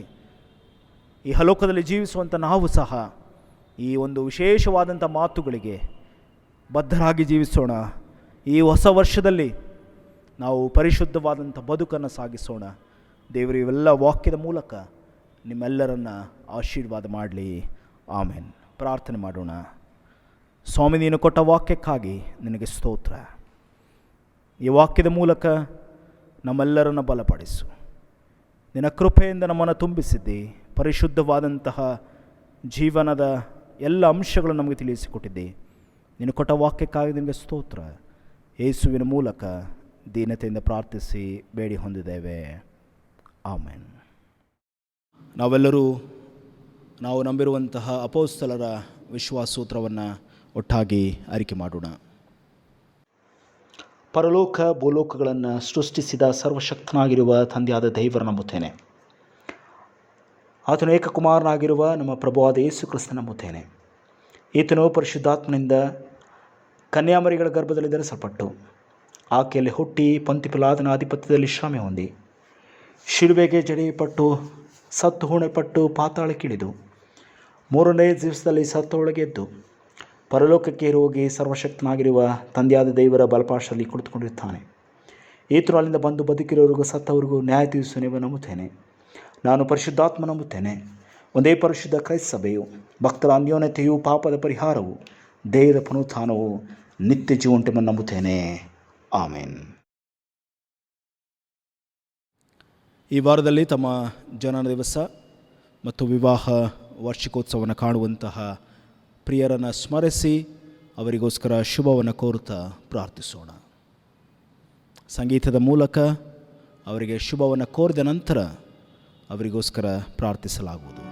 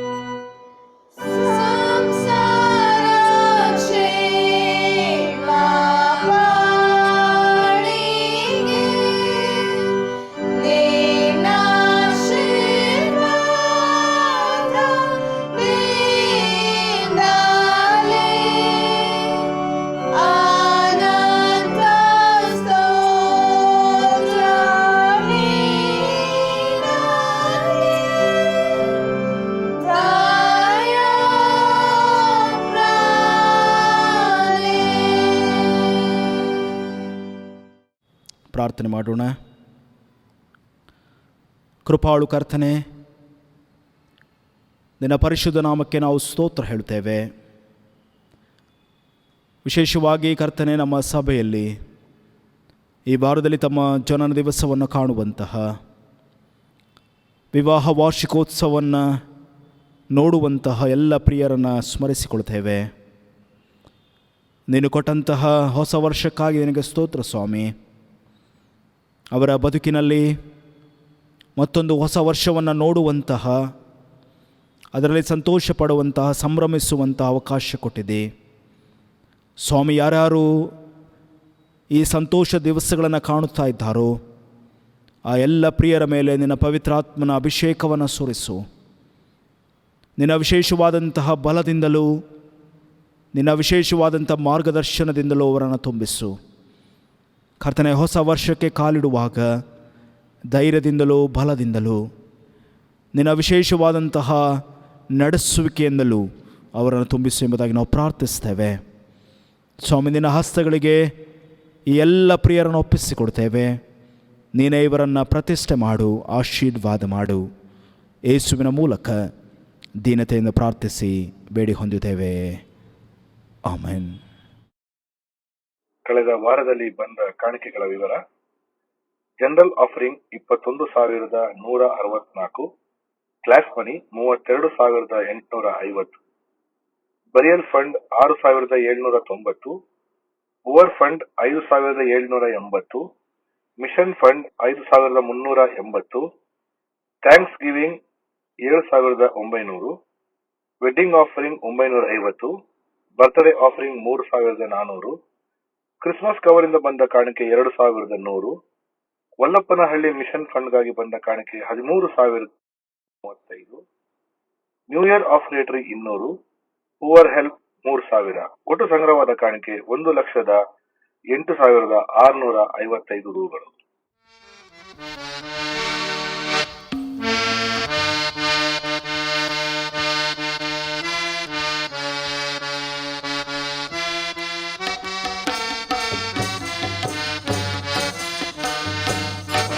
ಪರಿಶುದ್ಧ ಪರಿಶುದ್ಧ ಪರಿಶುದ್ಧ ಜೀವ ನಿರುತಾವು ಭಜಿಸುವೆ ನೀನಾನ ಮೊರೆಯ. ಪರಿಶುದ್ಧ ಪರಿಶುದ್ಧ ಪರಿಶುದ್ಧ ಜೀವ ನಿರುತಾವು ಭಜಿಸುವೆ ನೀನಾನ ಮೊರೆಯ. ನಿರುತಾವು ಭಜಿಸುವೆ ಭಜಿಸುವೆ ನಿರುತಾವು ಭಜಿಸುವೆ ನೀನಾನ ಮೊಡೆಯ.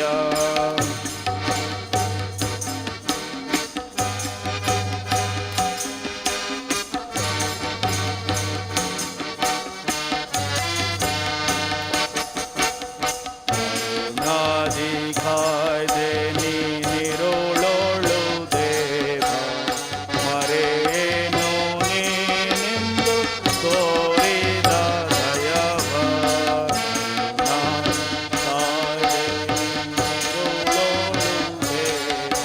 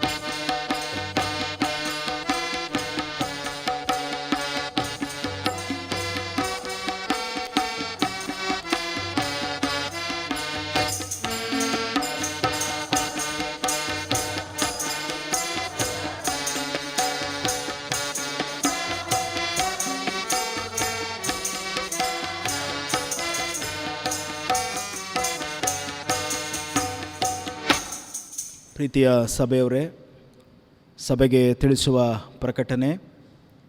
ನಿಮ್ಮೆಲ್ಲರಿಗೂ ತಿಳಿದಿರುವ ಹಾಗೆ ಶನಿವಾರ ಮತ್ತು ಭಾನುವಾರ ವೀಕೆಂಡ್ ಕರ್ಫ್ಯೂವನ್ನು ಸರ್ಕಾರ ಘೋಷಣೆ ಮಾಡಿದೆ. ಹಾಗಾಗಿ ಈ ಭಾನುವಾರ ಮತ್ತು ಮುಂದಿನ ಭಾನುವಾರ ಆನ್ಲೈನ್ ಆರಾಧನೆಗಳು ನಡೆಸಲ್ಪಡ್ತದೆ. ಹಾಗಾಗಿ ಸಭೆಯವರು ಇದನ್ನು ಗಮನಿಸಿ ಆನ್ಲೈನ್ನ ಮೂಲಕ ದೇವರ ಆರಾಧನೆಯಲ್ಲಿ ಮತ್ತು ಸಭೆಯ ಅನ್ಯೋನ್ಯತೆಯಲ್ಲಿ ಭಾಗವಹಿಸುವಂತೆ ನಿಮ್ಮನ್ನು ಕೇಳಿಕೊಳ್ಳುತ್ತೇನೆ. ಮತ್ತು ಎರಡನೇದಾಗಿ, ಪ್ರತಿದಿನ ಬೆಳಗ್ಗೆ ಮತ್ತು ಸಂಜೆ ದೇವರ ಆಲಯ ತೆರೆಯಲ್ಪಟ್ಟಿರ್ತದೆ. ಪ್ರಾರ್ಥನೆಗೋಸ್ಕರ ಬರುವಂಥವರು ನೀವು ಬಂದು ಪ್ರಾರ್ಥನೆಯನ್ನು ಆಲಯದ ಸ್ಥಳದಲ್ಲಿ ಮಾಡುವುದಕ್ಕೆ ಅವಕಾಶ ಇದೆ. ಮುಂಜಾನೆ ಅವಕಾಶ ಇದೆ 9 ಗಂಟೆಯಿಂದ 11 ಗಂಟೆಯ ತನಕ, ಮತ್ತು ಸಂಜೆ ಸಹ 5 ಗಂಟೆಯಿಂದ 7 ಗಂಟೆಯ ತನಕ ಅವಕಾಶ ಇದೆ.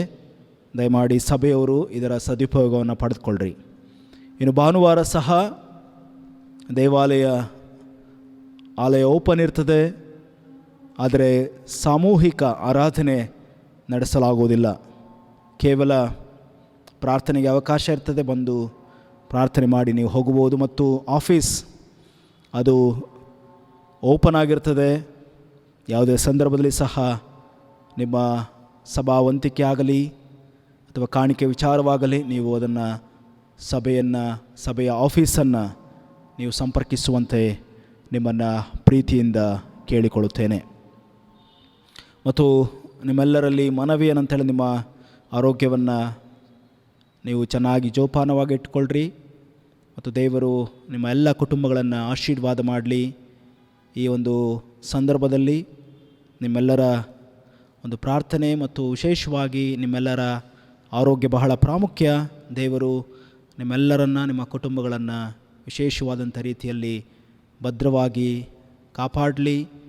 ವಿಶೇಷವಾದಂಥ ರೀತಿಯಲ್ಲಿ ತನ್ನ ಹಸ್ತದ ಮೂಲಕ ಆತನು ನಿಮ್ಮನ್ನು ಮುನ್ನಡೆಸಲಿ ಎಂಬುದಾಗಿ ನಾನು ಸದಾಕಾಲ ನಿಮಗೋಸ್ಕರ ಪ್ರಾರ್ಥಿಸುತ್ತೇನೆ. ದೇವರು ನಿಮ್ಮ ಸಂಗಡ ಇದ್ದು ನಿಮ್ಮನ್ನು ಮುನ್ನಡೆಸಲಿ.